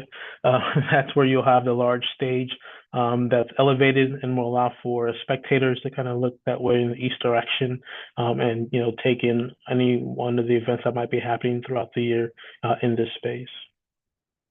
The overall concept was for us to have a large space that's flexible to allow for community members to come, stop by, enjoy the open green and the surrounding amenities, including the splash pad, the park, the open and or the elevated green to the far left-hand corner there, and of course the pickleball courts there on the southwest corner. In addition to looking at the overall concept and layout for this park, we've also started to look at the possibility of how we might be able to provide additional parking in and around the peripheral edges of this the park. So you'll see here on the south, we are suggesting even a curb cut to allow for additional parking to happen along that south corner, to where it can be for everyday parking and or to facilitate a food truck assembly of food trucks for certain types of events as well too. So again, the idea here is to really provide ample space to allow for a lot of different activities to happen there, and to have a lot of different offerings for the community members and visitors of this park. Next slide, please. So our team has worked extensively with the police department and with city staff to develop a program to really understand the space needs of the new police facility. And I want to highlight the sort of red rectangle zone here is the public amenities and the public facing sections of the police department that are really going to be where the community is sort of welcomed into the police department for that interaction. So in addition to a entry lobby and public counter, there's a rather large community room that opens up to the plaza space that Lance mentioned earlier. In addition to the typical spaces and needs of any police facility, there's also ample meeting and gathering space for the officers working in the building, as well as a real focus on fitness and officer wellness and well-being. We understand that most all the folks that are going to be working in this building do have some sort of a commute from up the hill. And so we want to make a space that really kind of fosters their health and wellness. And could you go to the next slide, please? So what does that mean in terms of the size of the building? All of these spaces roughly total to about a 44,000 square foot gross square footage. In comparison to the previous design at the site that was located across from City Hall, that's a reduction of nearly 5,000 square feet, mainly achieved through ongoing program conversations with the police department, as well as moving ahead with a one-story building solution that's much more efficient rather than the two-story solution that the previous site had determined. Next slide, please. So this is just a diagram of what 44,000 square feet looks like on the site. And if you could go to the next slide, part of our process is then taking the building program spaces and starting to look at how they would sort on the site, what the key adjacencies are between different parts and pieces of the program, and how those start to look three-dimensionally. You can see that red bar is right off of Civic Drive and off of that Civic Plaza that Lance was describing earlier. And so that's really kind of the main public zone. Below that, there's some meeting spaces and gathering spaces for the officers and staff in orange. The main kind of heart of the facility where the administrative functions and the investigative units are in blue. And then in yellow, you see some of those fitness and wellness components. There's a locker room, fitness area, sleep rooms, as well as an outdoor fitness zone that faces the public park. Next slide, please. So this diagram looks at how we then translate the building program into something that starts to resemble architecture and really look at it three-dimensionally. And we just want to highlight a couple of the larger moves that the building is starting to have on the site. Number one is really safety. Safety is a priority for any facility like this, and the safety and security of the occupants of the building is incredibly important. And so the building, you'll see in some of the next images, really has a very solid base that's protective. And above that, we've created this roof form layer that is really evoking the past in some sense. We wanted to really honor the historic sheriff's station that's going to be relocated at the Civic Park. We understand that this is a critical piece of the history of your community, and at one point in time was a bit of a roadside attraction off of Route 66.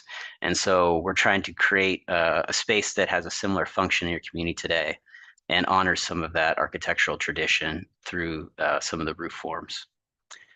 Community, we talked a little bit about this really large volume, transparent, welcoming community room space that's off of the plaza, and then carving out areas of the building that are really focused on wellness, ways to bring natural light into the building and ways for there to be indoor-outdoor connections for those officers. Next slide, please. So this is the site as it stands today. Civic Drive is on the right and Seneca is on the left. This is right at the corner. And if you go to the next slide, here's an image of the design concept as it stands. You can see that Civic Park and all the amenities right there on the corner, anchored by that Victorville sign, and the location for your tree lighting ceremony and some of the great festivals and celebrations that you have throughout the year. The small amenity building just above that helps support the park functions year in and year out. And then that larger brown structure sort of in the middle, that's the police department facility, surrounded by the secure parking for the police department behind that. And Lance, I don't know if you want to add any details to the park design. Yeah, I think just as you look at this image, I think a lot of the drive for what we wanted to create here was a safe and comfortable place, right? We know that when a place is comfortable and welcoming, people will stay. And so we really want to create a design that allows for people to come here and to find that refuge and to find that sense of community in this park, as it is somewhat the center stone of the civic area within this neighborhood here. If you go to the next image, it's a view standing on now the corner of Seneca and Civic Road, looking at that park and that park amenity, and you can see the police department building off to the right there near the row of palm trees. And from a site standpoint, Lance, I know this is a very critical piece of the project. Right. Yeah, this is a great angle to where you can kind of take in some of the local mountains off to your east vantage point. So the idea that for folks that are coming from the city hall, to maybe grab a lunch from the cafe or to kind of take a stroll around the park, this really becomes the center of activity along this corridor here as well too. Next slide, please. From here, you can see an image where we're kind of standing in the back of the terraced seating green on the west side of the park, to where folks can take a minute to enjoy the open green, lay down on a blanket, enjoy nice weather there, or sit under the shade of large shade trees within the space. This is where the potential of even hosting the Victorville Sings within this park can happen here. The idea of having this large grandstand that allows for a ticketed events to happen here successfully. Next slide. And this is a view of the community room, really that public interface with the police department building. It's a very high volume space, perfect for assembling, gathering. We're looking at ways to literally open the building up to the plaza with some folding glass doors to allow indoor-outdoor connection and some interaction on some of those big festivals that you have. And the ceiling volume in this space is really kind of doing multiple things. It's creating a great atmosphere for gathering and for training for the officers and for the community, but it's also creating somewhat of a billboard out to the community. And you can imagine this thing lit up from the inside at night and becoming really a beacon of public safety that transmits out to the rest of Victorville and really out to the rest of San Bernardino County.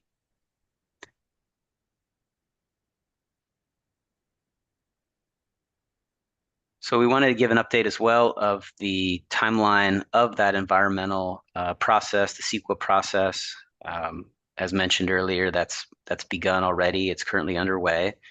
And if you could go to the next slide, we have a bit of a timeline of that process. Again, it began in November of 2024 through the beginning this year and going into August of this year. There'll be some technical analyses where they'll be, surveying the site and looking at certain environmental characteristics that they need to evaluate. The documentation will begin very quickly here on June 3rd. There will be a public review period of the findings of the environmental report that happens September 29th till October 19th, after which the documentation will be deemed complete. There'll be a final initial study after that, Planning Commission hearing in November, and finally a notice of decision towards the end of November.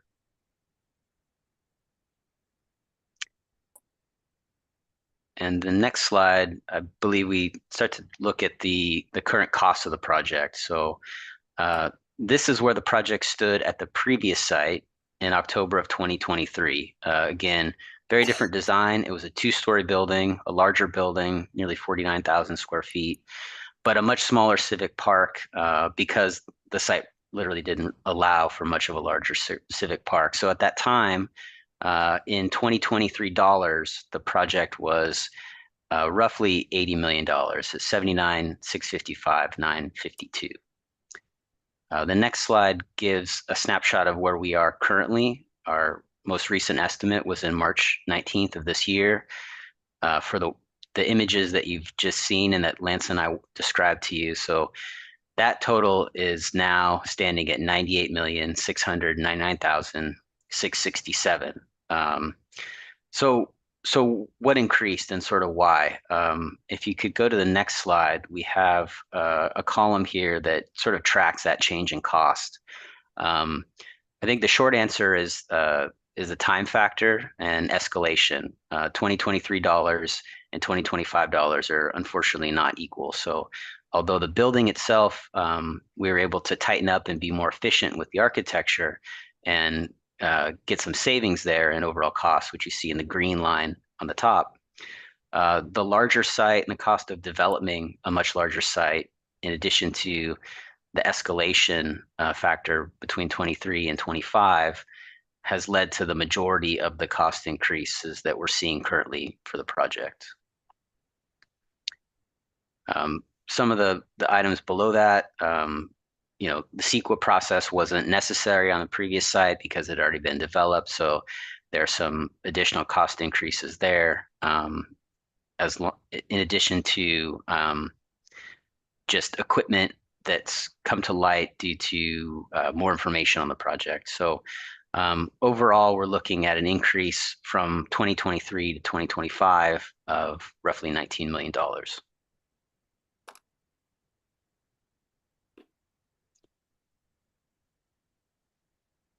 this looks at how that actually breaks out between the police department building and the civic park. And so these numbers are specific to the design that we've just shared and where we're at currently.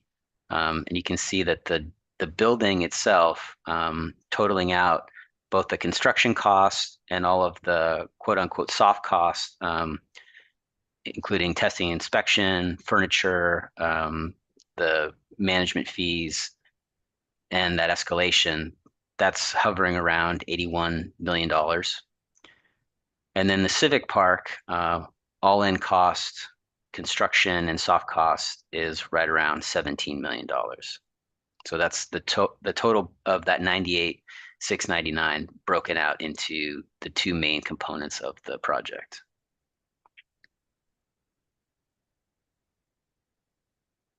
Next slide, please. That concludes our presentation. Thank you so much for your time. And we'll hand it back to council. Thank you.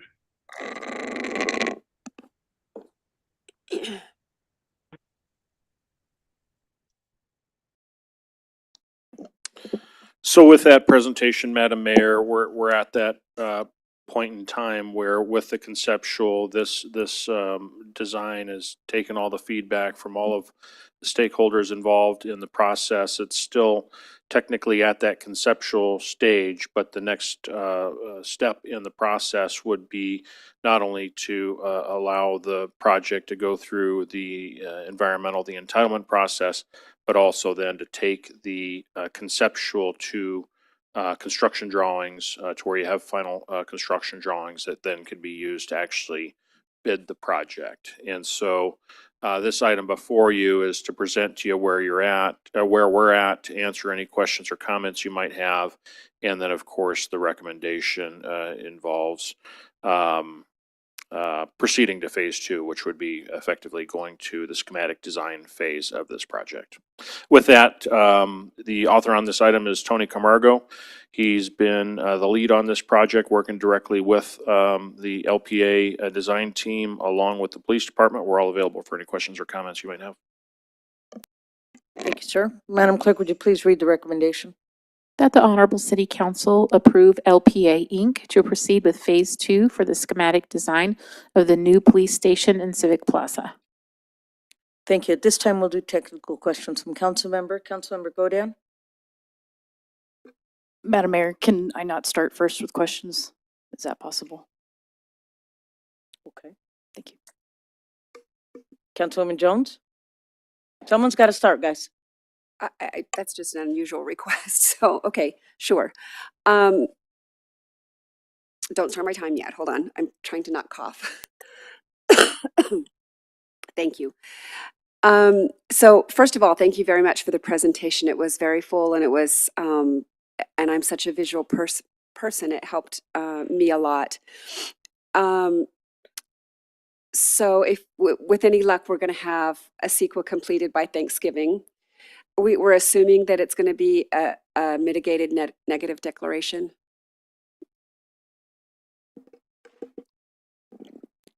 Good evening, Madam Mayor. Yes, that's correct. Okay. And I'm not the mayor, but I used to be, but not anymore, but thank you.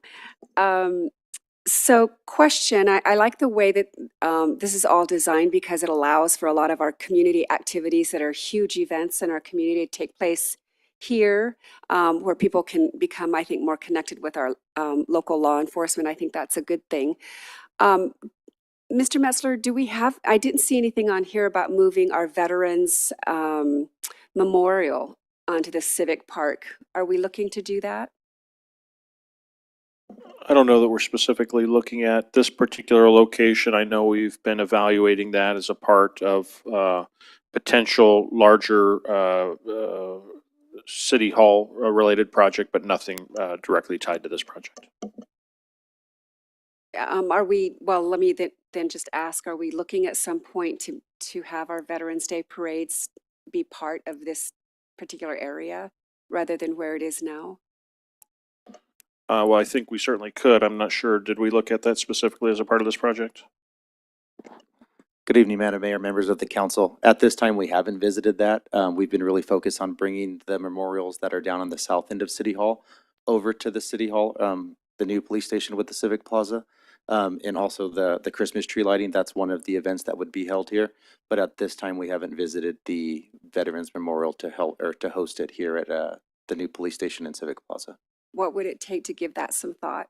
We've thought about that, and we've actually heard from the community on them not wanting us to move that because of the impact that it has in the Old Town area. So we could look at that, but we have heard some feedback from the residents down in the Old Town area that they enjoy it down there because of the traffic that it brings down to the businesses, during that event. Okay.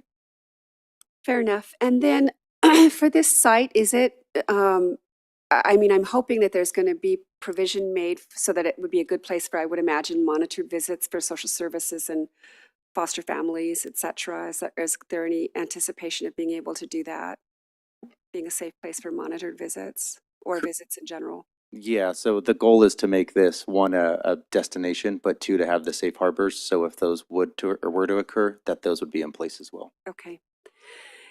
And I in the picture, of course, it's always beautiful and it has mature trees. And in the presentation, there was some mention of shade trees. Are any of the trees that are going to be planted going to be more on the mature side, or are we going to all have starting out with little tiny trees? We've discussed that, and then I'll let the consultant from LPA answer that. But we did ask the question, and although they won't be full mature, there will be some trees that have aged maybe 5-10 years. But maybe if LPA can answer that question, please. Yeah, I can take that question. I think the goal is to be able to provide larger specimens as possible, and then to be really sensitive in terms of where the larger trees are placed so that they can provide the most ample shade under the gathering spaces. And then for the quote unquote filler trees, right, those can probably be smaller ones that are kind of put in the background. But ultimately, the goal is to make sure that we provide ample amount of shade where possible and where our budget allows to utilize the most larger specimens within the design. Thank you. And then I'm presuming that this will accommodate our events like the Halloween events, our fall festival. I already heard about the Victorville Sings. Those are all good things. We've also talked in the past about our community doubling in size, and it's now less than 20 years since we had those Your time is up. estimations. May I finish my question, Madam Mayor? Finish your question, Yeah. yes. I'm sorry? Yes, you can finish your question. Thank you. So we moved to this site because a one-story is a better fit, but do we have the possibility of going up if our expansion gets to such a place that it's needed? So yes, we've explored expanding the building, and there's the capability to expand to the west. So where there's parking now, it's able to accommodate that expansion. And we've already programmed this to meet the needs for the community to 2045. So we're building this almost 20 years out to allow for that growth for the city. Perfect. Thank you. Thank you, Madam Mayor. Councilwoman Irving? Thank you, Madam Mayor. I need a little clarification. So tonight, staff is recommending that we move forward and approve phase 2. Is that correct? I'm under the impression we have already approved phase 1 and 2. Yeah, so the council approved phases 1 and 2 already. We were just bringing this back to ensure that it's meeting the needs of the council. But we would like to have phase 2 awarded in order for LPA to move further with the schematic design, which would get us to that 15% drawings. Okay, so we're already completed the conceptual design. Correct. And schematic design is, So the schematic design would be more of your conceptual, but it's going to identify your HVAC, your plumbing, electrical. okay. The other thing that I noticed, I see that there's an outline, a layout of, what do they call it? The 3D program blocks. Within, because I don't visit police departments often, so the real life Crime Center. crime center, where is that gonna go? So without giving the specifics, Oh, okay, well, I'm sorry, maybe that question, I'll save it for later. but it is identified in there. It does say RTCC. So it's really in the middle of the Okay. building. Thank you, I was just curious, okay. I guess I can touch on that though. So it would be You adjacent. can tell me later. No, it's okay. Okay. It's okay. The last question that I have, is, I guess I'm trying to understand there isn't a fiscal impact, so you're not looking for us to award anything outside of approval to move forward, correct? Correct. And what happens after we move forward and this schematic design is completed? So once the overall conceptual is complete, we would then create a new scope and draft that scope for the construction drawings. And then we would take that out for solicitation and then go out to complete the full construction drawing process. Very good. Okay, thank you very much. Ready? Yes. Councilwoman Godin. Thank you, Madam Mayor, for your patience in allowing me to gather my thoughts for an additional moment. I do have a couple questions for you guys. My first would be, I noticed in the conceptual design that we have allowed for 60 spaces of parking with 2 ADA. I'm curious, if we're planning on hosting any large events here, are we worried about the capacity with parking or where we would supply additional parking if needed? Yeah, so we've identified the need for the parking, especially with our large events here. And just across the street, there's the courthouse parking. So we would enter into an MOU to accommodate that parking. And that's what we do now for Fall Festival. We utilize the parking over as an overflow. So we would look at exploring their parking to allow for that overflow for the visitors visiting the Civic Plaza. Okay, thank you. And my second question would be, I am a little bit concerned with the increase of $19 million, obviously. I'm curious, is it fair to say that we would expect prices to continue to go up? And if that's the case, do we have any idea how much of an increase we could expect once we actually come to a construction phase? I think it's unknown at this time, especially we didn't anticipate this $19 million increase from 23 to 25. But just to kind of touch on what we've been doing with Measure P. So this is the upcoming fiscal year will be the 4th year that Measure P's established a reserve policy. So we've, for the last 4 years, tucked away $4 million. So although we haven't spent any of that, we've at least collected $4 million to go towards this project. And then that's why we broke it out in the presentation to allow for you to see what it would cost to build the police station and the Civic Plaza. And then we could look at other funding sources for the Civic Plaza, such as DIF funding. Also, are there any grants that would be potentially available for the park side of construction? Yes, we've started exploring that. And we've also looked at grant opportunities for the police station itself, in addition to some of the technology needs inside of that building for the real-time crime center.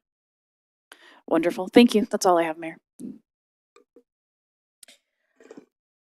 Mr. Camargo, if I may, Mr. Metzler, continue the questioning with Mr. Camargo. Mr. Camargo, you did mention that we did at one time discuss going from 2-story, now this is a 1-story conception, with being able to build on to the north. Yeah, good. West. West, yeah, I tried. So the 2-story is out altogether then? Correct. So the 2-story concept was when we first started this conceptual design for the property across the street. We only had 2.5 acres. Now that we have over 9, we gathered that the 1-story concept allows for better flow and connectivity amongst all the departments in the police station. I'm sorry, the police department. You touched on it. You've mentioned all of our civic statues here in front of City Hall out front. They're looking at moving over there?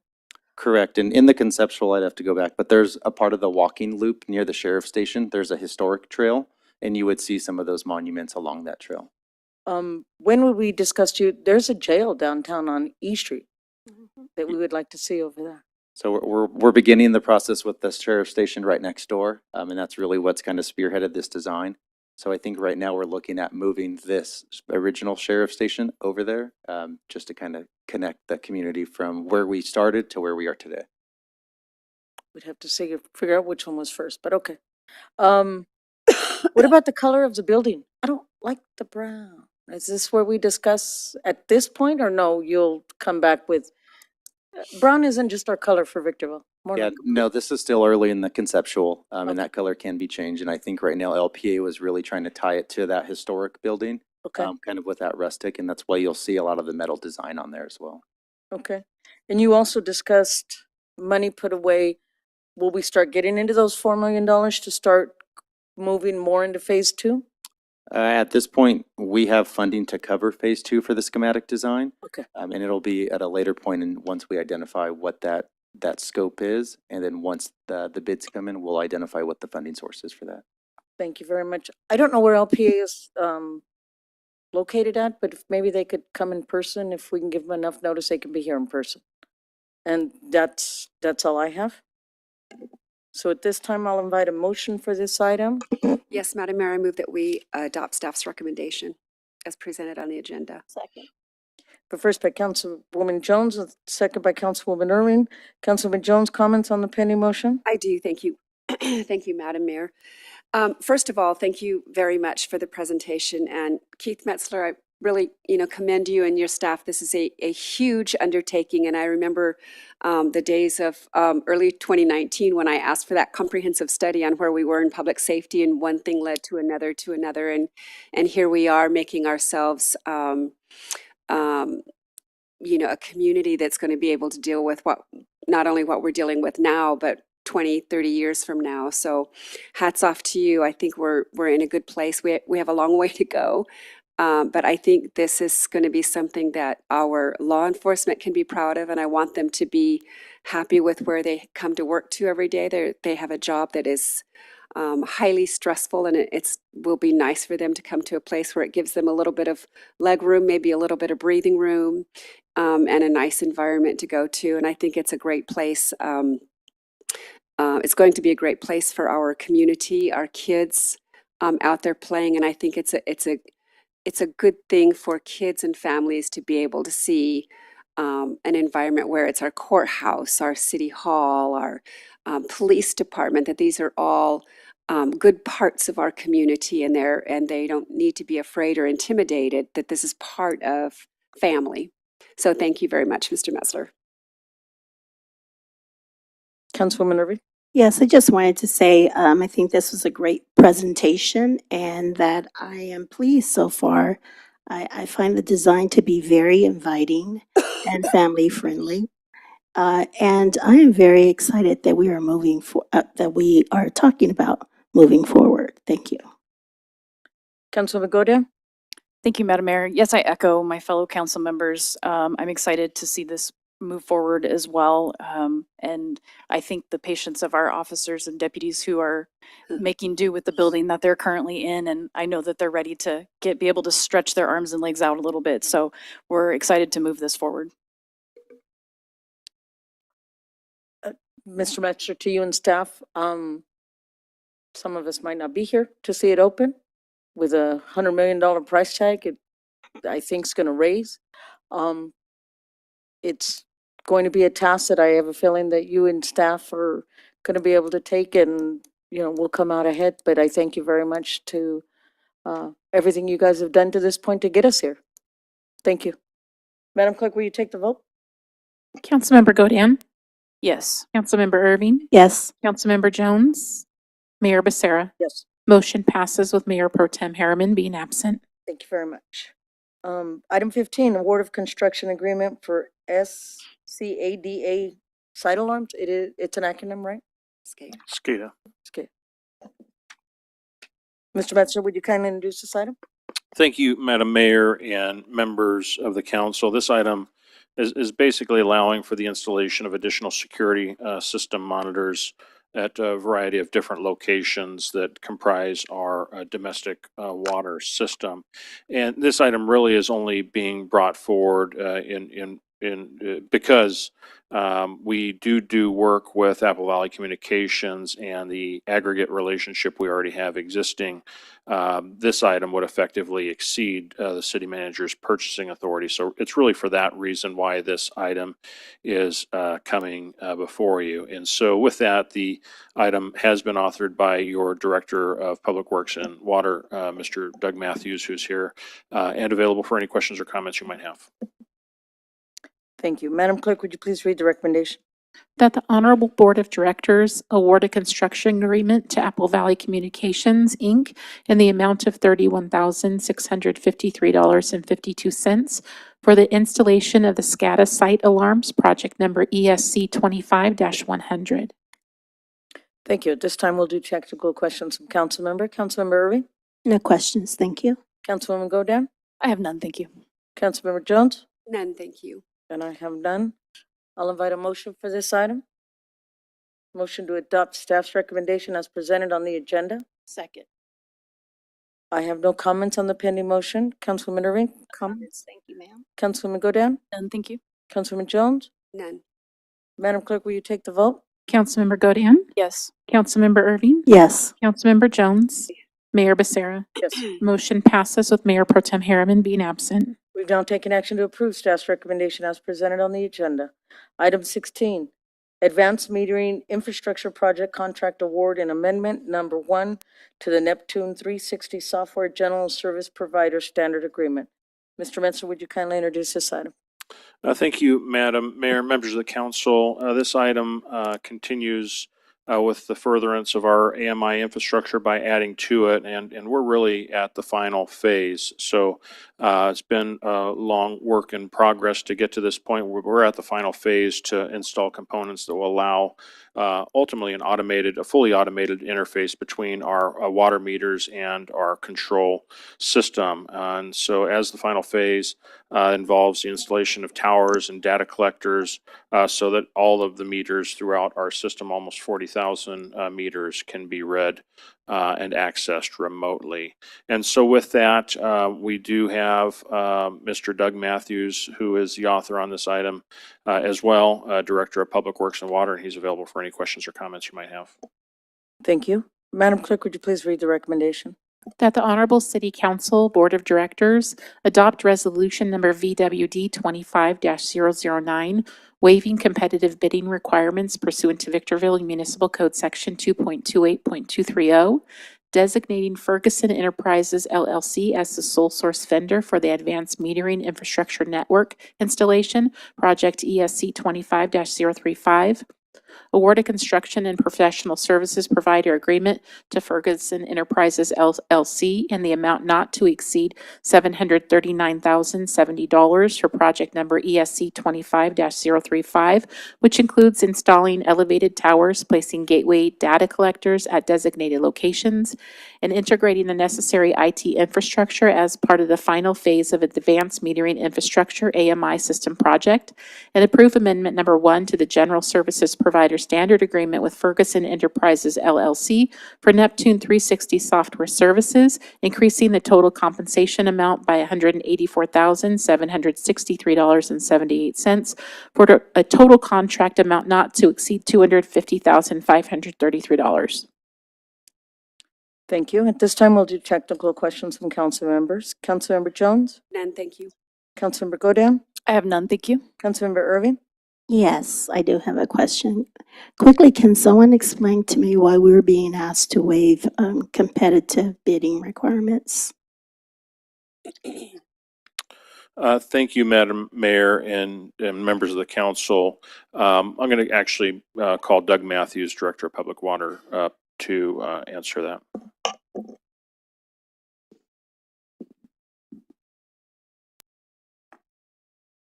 So this vendor is a sole source vendor. It's proprietary equipment that they're installing. So they would be the only one that could actually perform this work for the most part. And our municipal code, for certain reasons, and I would rely on Andre for that portion, requires us to have the council take this action. Whereas normally we can just have the city manager and our finance people sign a sole source allowance. And this technology, is it the most up to date? Yes. It is. We're not worried about between the lag of time, new technology being introduced. This is it. No, and any software would be updated as we go along. Okay, very good. All right, thank you very much. That's it. Mr. Metzler, we were going to be able to read 40,000 meters. What's going to happen to our meter readers? We do have other works available for them, but that is a good question, and Mr. Matthews certainly has an answer for you. Yeah, and that's outlined in the staff report as well, but with 40,000 meters, there's a lot of work to be performed. If you just take leaks alone, you have your turn on, turn offs, you have going out there and doing audits and different things of that nature. So with all that work, there's plenty to go around. And if you look at it Right now, we only have one person 7 days a month that reads meters by drive-by, by AMR. So that's the only work we're displacing. So we're not losing any positions on this. No. Thank you very much, sir. I'll invite a motion for this item. Yes, Madam Mayor, I move that the City Council and the Victorville Water District Board of Directors take action in accordance with the recommendations set forth on the agenda. Second. First by Councilwoman Jones, second by Councilwoman Irving. Councilwoman Jones, any comments on the pending motion? I have none, thank you. Councilwoman Irving, any comments on the pending motion? No, ma'am, thank you. Councilwoman Godin, comments on the pending motion? I have none. And I have none. Madam Clerk, will you take the vote? Councilmember Godin, Yes. Councilmember Irving, Yes. Councilmember Jones, Aye. Mayor Becerra. Yes. Motion passes with Mayor Pro Tem Harriman being absent. We've now taken action to approve staff's recommendation as presented on the agenda. Item 17, award of a consultant professional service provider agreement to Water Systems Consulting, Inc. to update the district's emergency response plan, ERP, and conduct annual training. Mr. Metzler, would you kindly introduce this item? Thank you, Madam Mayor and members of the council. The Water District is required by law to review and update its emergency response plan every 5 years. And the Victorville Water District last adopted its emergency response plan in September of 2020 and incorporated the recommendations from its risk and resilience assessment. Staff recently completed its updated risk and resilience assessment and is now required to update its ERP by September of this year. Accordingly, this item has been placed on the agenda to initiate the ERP related work. And this item, similar to item 15, because we do work with WSC, and the aggregate amount of the work that we already have under contract with them exceeds the city manager's purchasing authority, is why the council is dealing with the award of an item for such a small amount. And so with that, the author on this item as well is your Director of Public Works and Water, Mr. Doug Matthews, and he's available for any questions or comments you might have. Thank you, sir. Madam Clerk, would you please read the recommendation? That the Honorable Board of Directors award a consultant professional services provider agreement to Water Systems Consulting, Inc. in amount not to exceed $29,957 to update the district's emergency response plan and conduct annual training. Thank you. At this time, we'll do technical questions from council member. Councilwoman Godin? I have none, thank you, Madam Mayor. Councilwoman Irving? No questions, thank you. Councilwoman Jones? None, thank you. And I have none. I'll invite a motion for this item. Motion to adopt staff's recommendation as presented on the agenda. Second. First by Mayor Becerra, second by Councilwoman Irving. I have no comments on the pending motion. Councilwoman Irving, comments? Madam. Councilwoman Godin? None, thank you. And Councilwoman Jones? None, thank you. Madam Clerk, will you please take the vote? Councilmember Godin, Yes. Councilmember Irving, Yes. Councilmember Jones, Aye. Mayor Becerra. Yes. Motion passes with Mayor Pro Tem Harriman being absent. We've now taken action to approve staff's recommendation as presented on the agenda. Item 18, consideration of resolution numbered VWD 25-004 and VWD 25-005. Resolution of the Board of Directors of the Victorville Water District initiating proceedings to fix, levy, collect standby charges for the Water Improvement District Number 1, WIG 1, and for the Water Improvement District Number 2, WIG 2, for the fiscal year 2025-2026. Mr. Metzler, would you kindly introduce this item? Thank you, Madam Mayor and members of the council. California Water Code and California Government Code contain provisions that allow for the levy and collection of standby charges. And the Victorville Water District has been doing that on an annual basis, actually preceding the Victorville Water District and certainly undertaken in the original form when Victor Valley Water District being WID 1 and Baldy Mesa Water District WID 2 operated independent from the city. But as we've taken on the water district leadership and responsibility, we've continued to carry forward those standby charges, and we've been able to do that by annually bringing an item like this forward to you for this council to consider over the course of a few meetings, and then ultimately levying with the approval ultimately by the council. Then we take the information of all parcel owners within the district, and we are required to submit that to the county, I believe, before August 10th thereabout. And so it's timely for this process to begin. And so effectively what you have are standby charges in WID 1 and WID 2, slightly different, but in WID 1 being the old Victor Valley, that would be a standby charge of $10 per acre of undeveloped property that's within 660 feet of an existing water main system. And in the case of WID 2, $15 per acre for all property, and it's for all property in WID 2 to help satisfy debt that was issued to construct public infrastructure in that area. And so with that, this is the first step in a two-step process, which effectively would get us to a public hearing in June, where after noticing property owners of the potential for this item, you'd have the opportunity to hear any public testimony and then consider moving forward. And so with that, also this item is authored by your Director of Public Works, Mr. Doug Matthews, and he's available for any questions or comments you might have. Thank you, sir.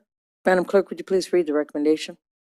That the Honorable Victorville Water District Board of Directors approve resolution number VWD 25-004, authorizing the Victorville Water District to initiate proceedings to fix, levy, and collect standby charges for Water Improvement District 1 for fiscal year 2025-2026, and approve resolution number VWD 25-005, authorizing the Victorville Water District to initiate proceedings to fix, levy, and collect standby charges for Water Improvement District 2 for fiscal year 2025-2026, and set June 3, 2025 as the date for the public hearing for the purpose of hearing arguments for and against determinations to fix, levy, and collect water standby charges as set forth in the aforementioned resolutions. Thank you, ma'am. At this time, we'll do technical questions from council members. Councilwoman Jones? None, thank you. Councilwoman Godan? I have none, thank you. Councilwoman Irving? No questions, thank you. And I have done. I'll invite a motion for this item. Yes, Madam Mayor, I move that the Victorville Water District Board of Directors take action pursuant to points 1, 2, and 3 as set forth on the agenda. Second. First by Councilwoman Jones, second by Councilwoman Irving. Councilwoman Jones, any comments on the pending motion? None, thank you, Madam Mayor. Councilwoman Irving? No comments, thank you. Councilwoman Godan? None, thank you. And I have none. Madam Clerk, will you take the vote? Councilmember Godin? Yes. Councilmember Irving? Yes. Councilmember Jones? Aye. Mayor Becerra? Yes. Motion passes with Mayor Pro Tem Harriman being absent. We've now taken action to approve staff's recommendation as presented on the agenda. Item 19, law enforcement contract number 94-909-A-54, memorandum of understanding with Victor Elementary School District to fund school resource officers and agreement between the City of Victorville and Matra Victor Valley LP. Mr. Metzler, would you please introduce this item?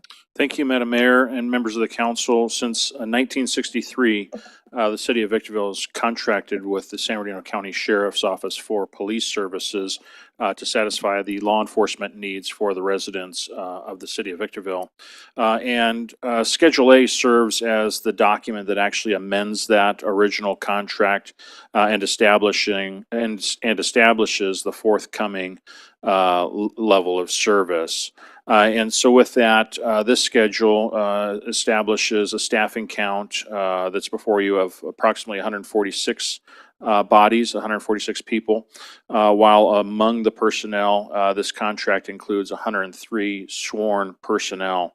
This includes 4 SROs, which are school resource officers that are assigned to the Victor Elementary School District, along with 1 deputy assigned at the request of the Mall of Victor Valley to the Mall of Victor Valley. This item, if you were to compare it to last year, the total cost is less than last year, and in large part that's because you'll actually see a sworn count reduced by 4 deputies, effectively 4 SROs. And the reduction is due entirely to the Victor Valley Union High School District having decided and actually worked with us to help transition themselves from depending upon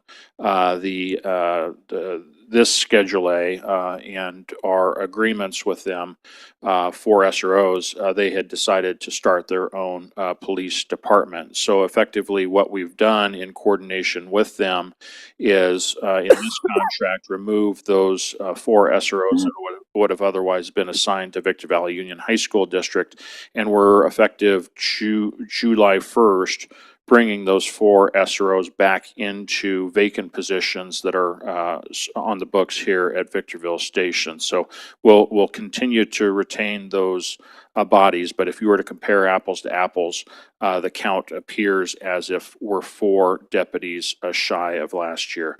That's all because of the high school relationship.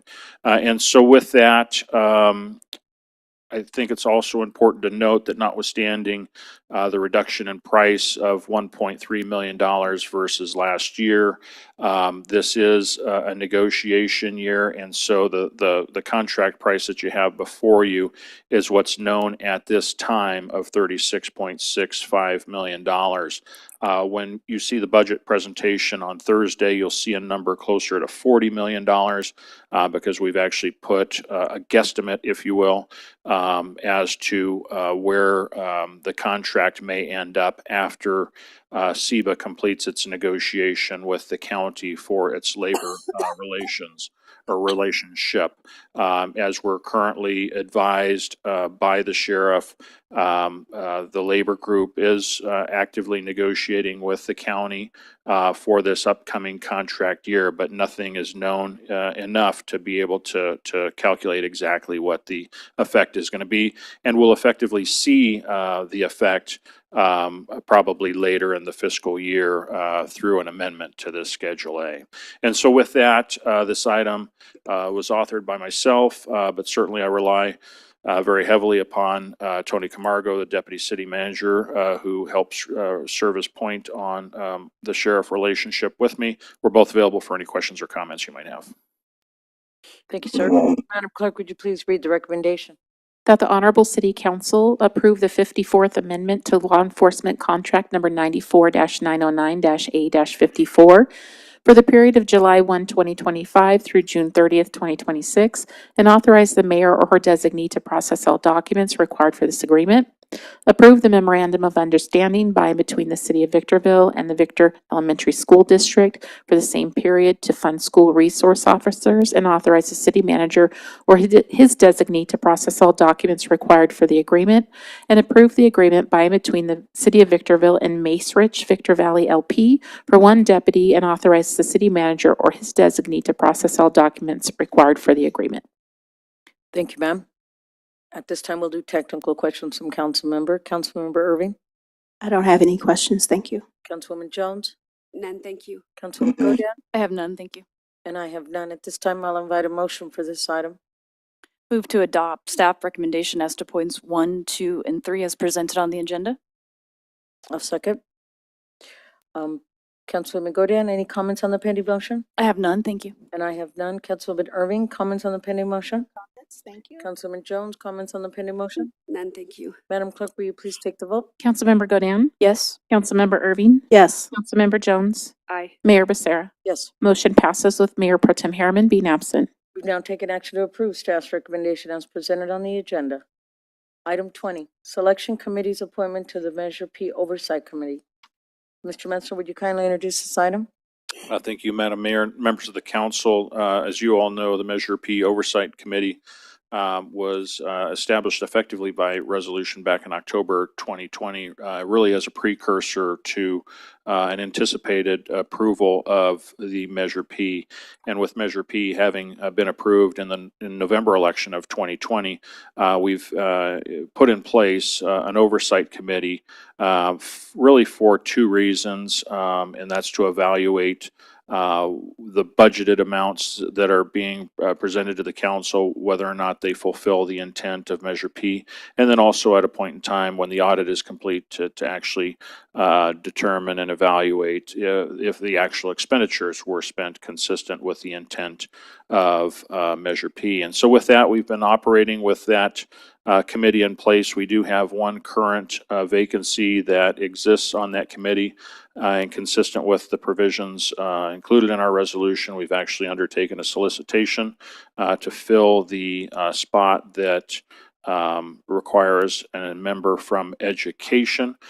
We've actually conducted the solicitation. We've actually had the committee meeting or the selection committee meeting that included myself, the mayor, and the mayor pro tem. And with the review of all the applications, certainly we had a really good competitive process. We were able to make a selection, and that recommendation is here before you. And so with that, and I'll also share with you that the actual application is on the dais for your review.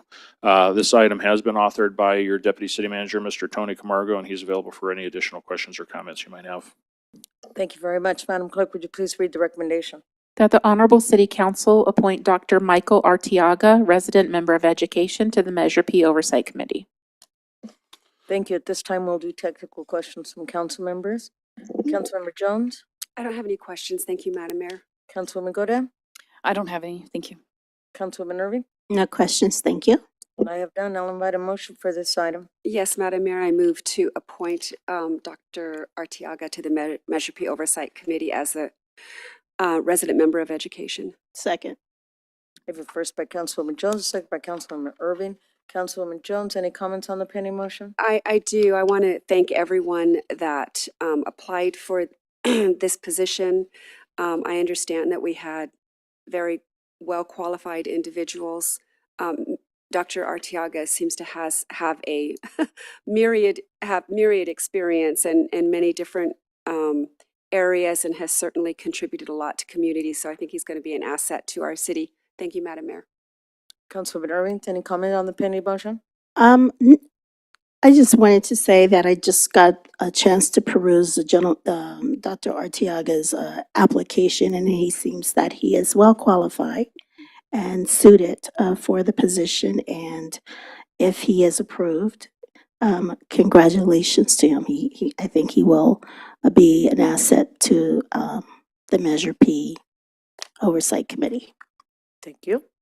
Councilwoman Godin? I have none. And I have done. Madam Clerk, will you take the vote? Councilmember Godin? Yes. Councilmember Irving? Yes. Councilmember Jones? Aye. Mayor Becerra? Yes. Motion passes with Mayor Pro Tem Harriman being absent. We've now taken action to approve staff's recommendation as presented on the agenda. Madam Mayor, if I might, and I failed to do it as a part of the presentation, but I do believe Mr.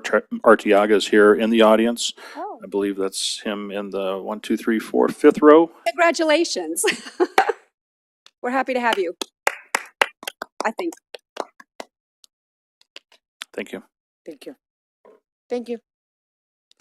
Item 21, Wellness Center Consultant Professional Service Provider Agreement Consolidation to a single operator with associated actions that include current shelter operator 30-day notice of termination and an amended scope of work to include shelter operations for Simba Center. Mr. Metzler, would you kindly introduce this item? Thank you, Madam Mayor and members of the council.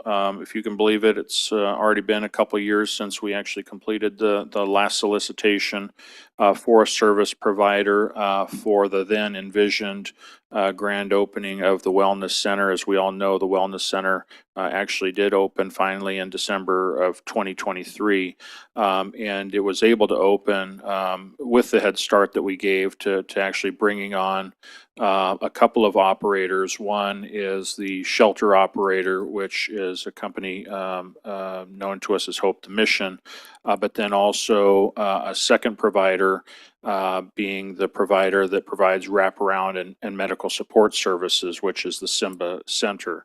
And so those two entities have operated, they've effectively coexisted at the campus and really helped provide a balanced need for services at that facility.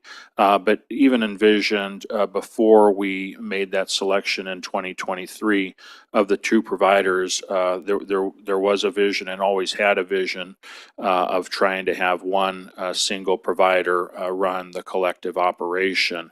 But working with them, and they've been hugely valuable, not only in helping us be successful over the last couple of years. We've certainly learned a tremendous amount together to where I think we certainly have an opportunity going forward, not only to help the operation run even smoother than it already does, but most importantly for us, given the level of investment we have put in the facility and are expected to continue to put in the facility, certainly operating it as fiscally responsible as possible is another goal of ours. And so as we originally entered into the contracts with the two providers, they both had provisions of 2-year term to serve as our operators in the facility, and we're actually coming upon that 2-year term. And so staff anticipating the expiration, I believe in this June, of those contracts, we've actually worked with both operators and asked them to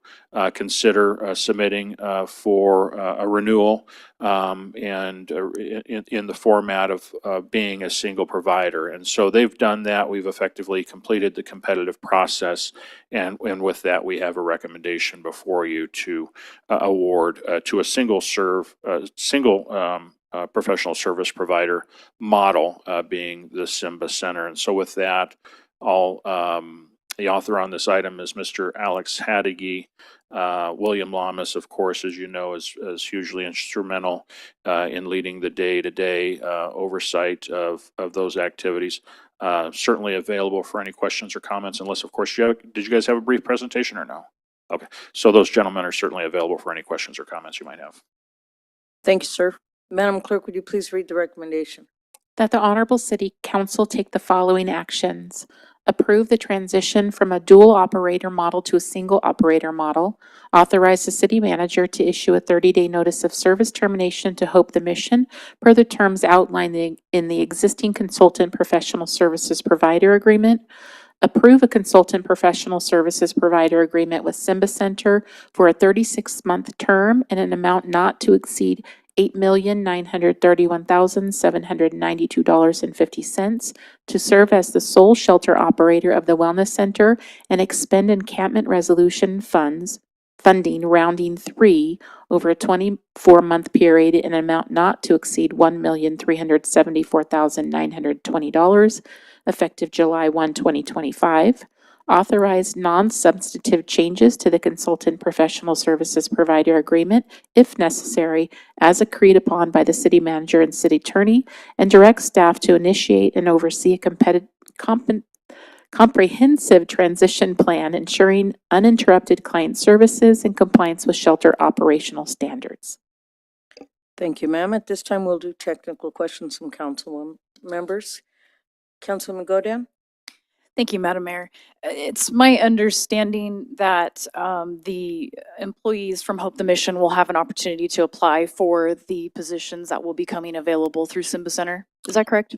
That is my understanding. It's also my understanding that both the Simba Center and Hope the Mission, their human resources divisions, are already actually working together, and pending the decision by the council tonight, it's my understanding that tomorrow there'll actually be an actual meeting with the employees to kind of talk through transition.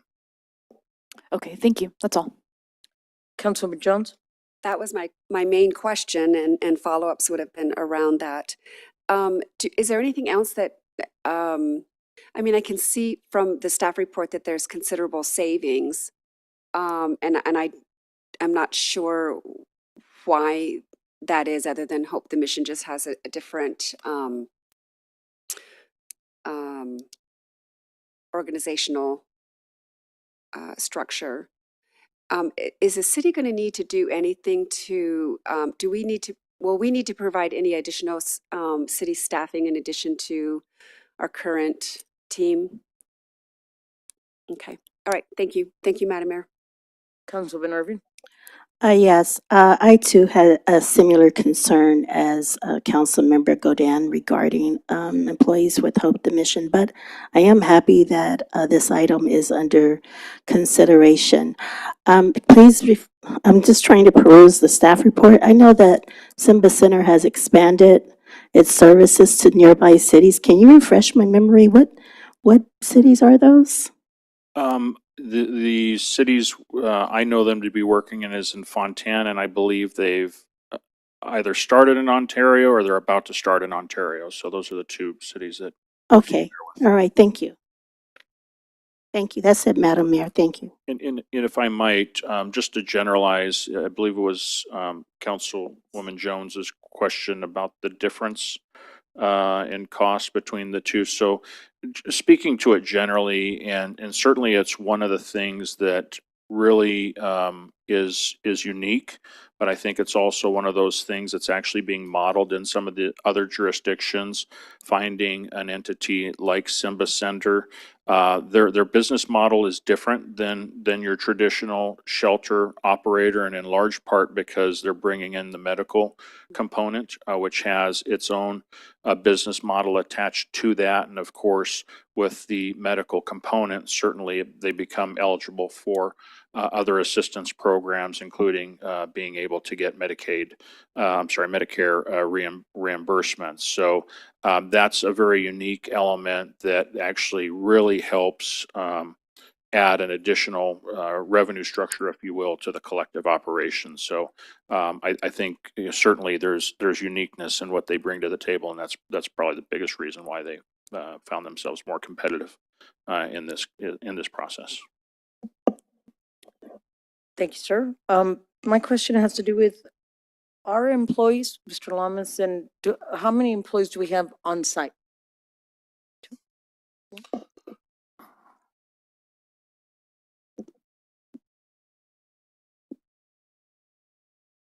Thank you, Madam Mayor. As proposed, there will be 65 employees on site with the City of Victorville employees. City of Victorville employees. Okay. And they'll continue employment. We're not going to back up, right? We're going to keep our 2 employees there with them? Correct. We'll still have a presence on site and hopefully in the future, the ability to bring code enforcement on site with a more active role as well. An office down there would be nice. Yeah, I see that. Thank you. I see that. Okay. At this time, Oh, Madam Mayor, I do have a follow-up question. I believe I have additional time. May I? Yeah. Thank you. So, Mr. Metzler, just going back to what you said about Simba Center being more positioned for this, I mean, getting the money, recouping some money, but that's happening today, though, even though Hope the Mission is on site. But they're operating as two separate entities, and so our relationship with Hope the Mission is effectively just for shelter operations, not the medical. So once it combines, that's That's where there's going to be some efficiencies drawn. gotcha. Okay, thank you. Thank you, Madam Mayor. at this time, I will move to approve staff's recommendation as presented on the agenda. Second. I have no comments on the pending motion, but thank you, everybody, for everything you've done, and we're still moving forward on this. Thank you. Councilwoman Jones? I do. Thank you, Madam Mayor. Well, I first of all, I'm thankful for Hope the Mission. I know that they've done hard work for sure, and especially with a new operation, it's a big deal, and we've been blessed by them. I do want to give my congratulations to Simba Center. They're a wonderful organization. Their heart has been in this from, my gosh, the very beginning, even before Simba Center was really officially formulated. The idea, the plan was there, and they've really carried it to fruition. And my goodness, look at the benefit our community has because of their vision. So I thank Simba Center and Mr. Metzler and your team. Thank you very much. Thank you, Madam Mayor. Councilman Godin? Yes, thank you, Madam Mayor. I agree with my fellow council member. The Wellness Center has played a huge role in reducing homelessness in our community. And I know that as we move forward and we continue to grow and expand the operations, that we are going to continue to provide amazing services down there at our wellness center for the underprivileged and unhoused in our community. So just thank you to all who are involved in the wellness center. Thank you. Councilwoman Irving? I don't have any comments. Madam Clerk, will you take the vote? Councilmember Godin. Yes. Councilmember Irving. Yes. Councilmember Jones. Aye. Mayor Becerra. Yes. Motion passes with Mayor Pro Tem Harriman being absent. We've now taken action to approve staff's recommendation as presented on the agenda. Item 22, yes. Item 22, annual confirmation of maintenance assessment district for fiscal year 2025-2026. Mr. Metzger, would you kindly introduce this item? Thank you, Madam Mayor, members of the council. Annually around this time, staff begins working on analyses of the various assessment districts, whether they be LMADs, which are landscape maintenance assessment districts, DFADs, which are drainage facility assessment districts, MADs, which are maintenance assessment districts, or the SLAD, which is the streetlight assessment district. For all of those districts around this time, we begin analyzing the actual costs of service and do a determination as to whether or not the cost of service, especially for the upcoming fiscal year, is in need of additional revenue to keep those districts afloat. And so we've done that, and we do that through an engineer's report, which is a part of this item tonight. But what we have here before you is a collective recommendation that for all of the assessment districts that I had just mentioned, excepting the streetlight assessment district, we're recommending no increase in the unitary price charged in those areas. We are, however, recommending an 8.5% increase in the street lighting assessment district. And you can see the unitary change on page 1011, where in the current fiscal year, the unitary price is currently $22.38 a unit. And what would be recommended, what is being recommended, and if approved by this council, carried forward for the upcoming fiscal year, would be a applied rate of 24.28. So slight increase there of 8.5%, but really just shy of $2 per unit on an annual basis. And so with that, the author on this item is your city engineer, Mr. Freddie Bonilla, and he's available for any questions or comments you might have. Thank you, sir. Madam Clerk, would you please read the recommendation? That the Honorable City Council approve resolution numbers 25024, 25027, 25030, and 25033, authorizing the initiation of proceedings for the annual levy of assessments for the maintenance assessment districts, drainage facilities assessment districts, landscaping maintenance assessment districts, and the citywide street lighting assessment district for fiscal year 2025-2026. Approve resolution numbers 25-025, 25-028, 25-031, and 25-034, preliminarily approving consolidated engineers' reports filed in support of the levy of assessments for fiscal year 2025-2026, and approve resolution numbers 25-026, 25-029, 25-032, and 25-035, declaring its intention to levy the maintenance assessment districts for fiscal year 2025-2026 and setting a public hearing date of June 3rd, 2025. Thank you. At this time, we'll do technical questions from council members. Councilwoman Godin? I have none, thank you. Councilwoman Jones? You know what? I have a question, but I'll ask it after the meeting because I don't want us to get sidetracked. Thank you, Madam Mayor. Councilwoman Irving? No questions. And I have none. I'll invite a motion for this item. Motion to adopt staff's recommendation as presented on the agenda. Second. I have no comments on the pending motion. Councilwoman Irving? No comments, thank you. Councilwoman Godin? None, thank you. Councilwoman Jones? I have none, thank you. Madam Clerk, will you take the vote? Councilmember Godin, Yes. Councilmember Irving, Yes. Councilmember Jones, Aye. Mayor Becerra. Yes. Motion passes with Mayor Pro Tem Harriman being absent. We've now taken action to approve staff's recommendation as presented on the agenda.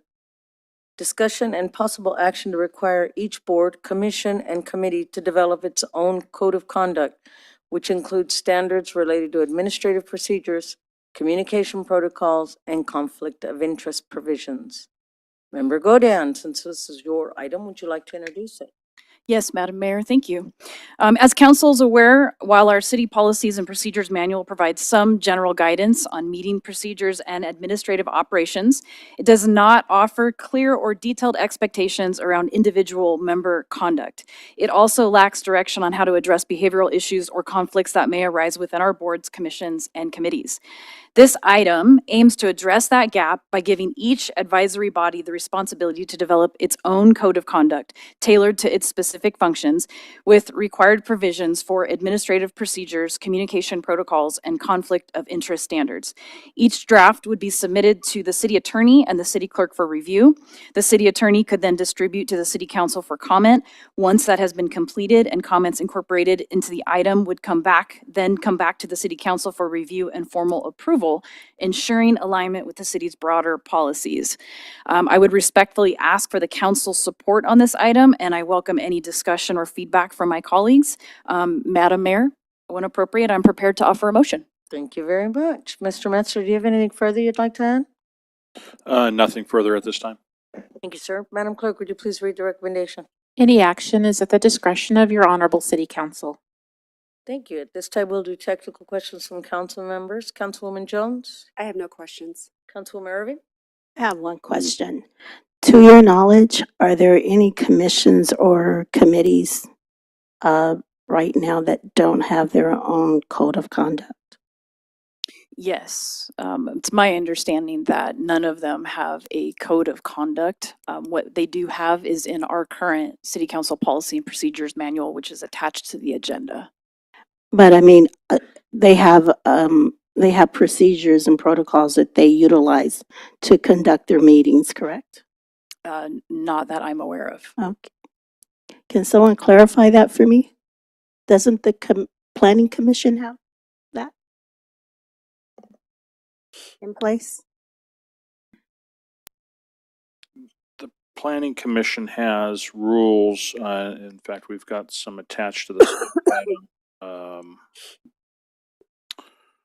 Planning Commission has adopted rules, Resolution P-22-001, and then also attached is Resolution -13-049. Those are rules and procedures for various advisory committees.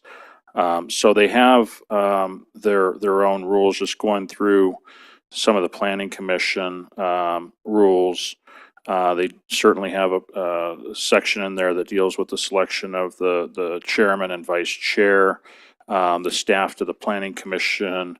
They have certain elements that govern themselves to rise to the level of code of conduct. Just in what I'm perusing here, maybe doesn't necessarily rise to code of conduct, but certainly they have a framework that exists in terms of how they're to operate. And then, of course, that's the Planning Commission. Attachment B speaks to various advisory committees. And just glancing at it, it does seem similar. It talks about expired terms, the term of members, the meeting schedule, things of that nature. So I think similarly in some regard, rising to the code of conduct, certainly not to the same level that we're used to with the council adopted policy and procedures manual. I see. Are you suggesting that each commission and committee needs to have a code of conduct similar to ours? It would be similar, but originally when this was brought forward, it was to hold them accountable to the entire procedures and policy manual that we are held accountable to. And I think it'd be more appropriate for the boards themselves and the commissions to be able to set that standard. I'm not sure it rises to the level that we're required to comply. And so this way, it puts some of that back in their hands to develop what works best for each committee, commission, and board. Thank you. I have none. Anything else you'd like to add, Councilwoman Godin? No. You can go ahead and then have a motion on this item. Thank you, Madam Mayor. I move that the council direct city staff to work with the respective boards, commissions, and committees to develop their own code of conduct tailored to their specific functions with the required provisions for administrative procedures, communication protocols, and conflict of interest standards, and that those drafts be submitted to the city attorney and city clerk for review. The city attorney would then distribute to the city council for comment, and once completed, the comments incorporated to bring the item back to the city council for approval. I request this item to come back before the council when staff completes this request. I'll second what she's. Comments on the pending motion? I'll go ahead. It's finished with you, Councilwoman Godin. I have no comments. Councilwoman Irving? I just feel that this might be a bit redundant, but outside of that, I guess I don't understand I don't understand what we're trying to accomplish. But thank you very much. Councilwoman Jones? Well, I absolutely support this concept, and when it was originally brought forward, I just want to make sure that the record is clear. It was not that any any of our committees and commissions have to yield themselves to the whole of our current policy manual. That wouldn't make sense. But it is specific to was specific to communication protocols, et cetera, et cetera. But I think that doing it this way makes more sense, and so I think it gives them better ownership of what they do on their commissions and committees. And as long as it's reviewed by legal counsel and by this body, I would certainly support it. Thank you, Madam Mayor. Councilwoman Godin, I'll finish with you on your comments on the pending motion. I have no comments. Thank you. Madam Clerk, will you take the vote? Councilmember Godin. Yes. Councilmember Irving. No. Councilmember Jones. Aye. Mayor Becerra. Yes. Motion passes with Councilmember Irving voting no and Mayor Pro Tem Harriman being absent. We now take to approve Councilwoman Godin's recommendation. Yeah. Yes. There we go. Item 24 and item 25 have been moved to the June 3rd meeting. We'll go to item 26, City Manager reports. Mr. Metzler, you're up. Thank you, Madam Mayor and members of the council. Just a few items to report on the animal services side of the house. Animal Services will be hosting a free first-time licensing and microchipping event on Saturday, May 24th from 10 a.m. to 2 p.m. That'll be at the Animal Care and Adoption Center located on East Street. First-time licensing is available to City of Victorville residents only. On the Public Works Environmental Program side of the house, environmental programs, would like to give a huge thank you to the volunteers and generous supporters that made our Community Cleanup Day on April 12th an amazing success. With the help of over 680 volunteers, nearly 7 tons of trash was collected during that event. Additionally, Burtec is starting their annual lid lifting campaign this week as a part of a state mandated effort to reduce contamination in trash, recycling, and organics carts. So from May 19th to June 6th, staff will inspect residential carts, leaving informational tags to educate residents about proper sorting of what goes into the green can, the blue can, and the black can. And so additionally, Victorville Right Stuff contest is open through September 25th. Residents can win $100 by properly sorting materials into the recycling, organics, and trash carts. To be eligible to win, residents must first sign up for the contest on the city's website. On the community services side of the house, registration is now open for activities including summer swim lessons, kids summer camp, and more. That information's on our website, or you can learn by contacting the Hook Community Center. And so with that, that's all I have at this time, Madam Mayor. Thank you very much, Mr. Metzler. Thank you for bringing that up. I went out and had a discussion with my trash man this morning because he pulled over and was looking through my trash lids, and I went out there and kind of talked to him nice, that, what are you doing looking through my trash? I could do better sorting. That's what he said. So I was wondering what he was doing. Thank you for bringing that up. Item 27, discussion and possible action regarding upcoming agenda items. Councilwoman Irving? Nothing, thank you. Councilwoman Jones? I have none, thank you. Councilwoman Godin? I have none, thank you. And I have none. Item 28, reports from council member. Councilwoman Godin? Yes, Mayor, thank you. I had the privilege of attending the City Leaders Summit in Cal Cities in Sacramento, and I found that to be very informative. And I also was able to attend the SCAG conference in Palm Desert, which I also enjoyed very much. And so I appreciate those opportunities. Thank you. Councilwoman Jones? Yes, thank you, Madam Mayor. Last week attended the Victor Valley Wastewater Reclamation Authority meeting that I chair this year. We're making progress in discussions on amending its JPA and a very long-term strategic plan that will be workable for all member agencies. I'll keep you posted as that moves forward, as will our city manager. I also, as I have been asked by this council to compose the letter of recommendation for Mr. Terrence Stone's honorary doctorate. He's a beloved member of our community. Wanted to let you know that I have spoken with him, and it is his, because there are several ways that the letter could be signed, and it is his preference that each council member sign it. So I wanted to let you know about that, and I'll be drafting it within the next month, and I'll make sure that everyone, I don't know how, Madam Mayor, you want to do this, but I'll make sure that everybody gets it and you can distribute it and make sure that it's what everybody wants. I would say we hand it over to the city attorney. I mean, I'm happy to do that too. I don't know that it's a legal issue, but I'm happy to, or Mr. Metzler, sure. Those are my wishes. Thank you. Thank you, Madam Mayor, since I was voluntold, all right, on writing this, so, thank you. And, and then I also attended the Solid Waste JPA committee meeting and chaired, of course, the Mountain Desert General Policy Committee here in Victorville. Thank you, Madam Mayor. Councilwoman Irving? I don't have anything to report, thank you. Thank you, and I don't have anything to report. At this time, the time is 8:49. This meeting will be adjourned in the memory of Ernest Corral. Mr. Corral was a veteran, Vietnam veteran, who was decorated with the Purple Heart and the Bronze Star. He passed away on May 1st.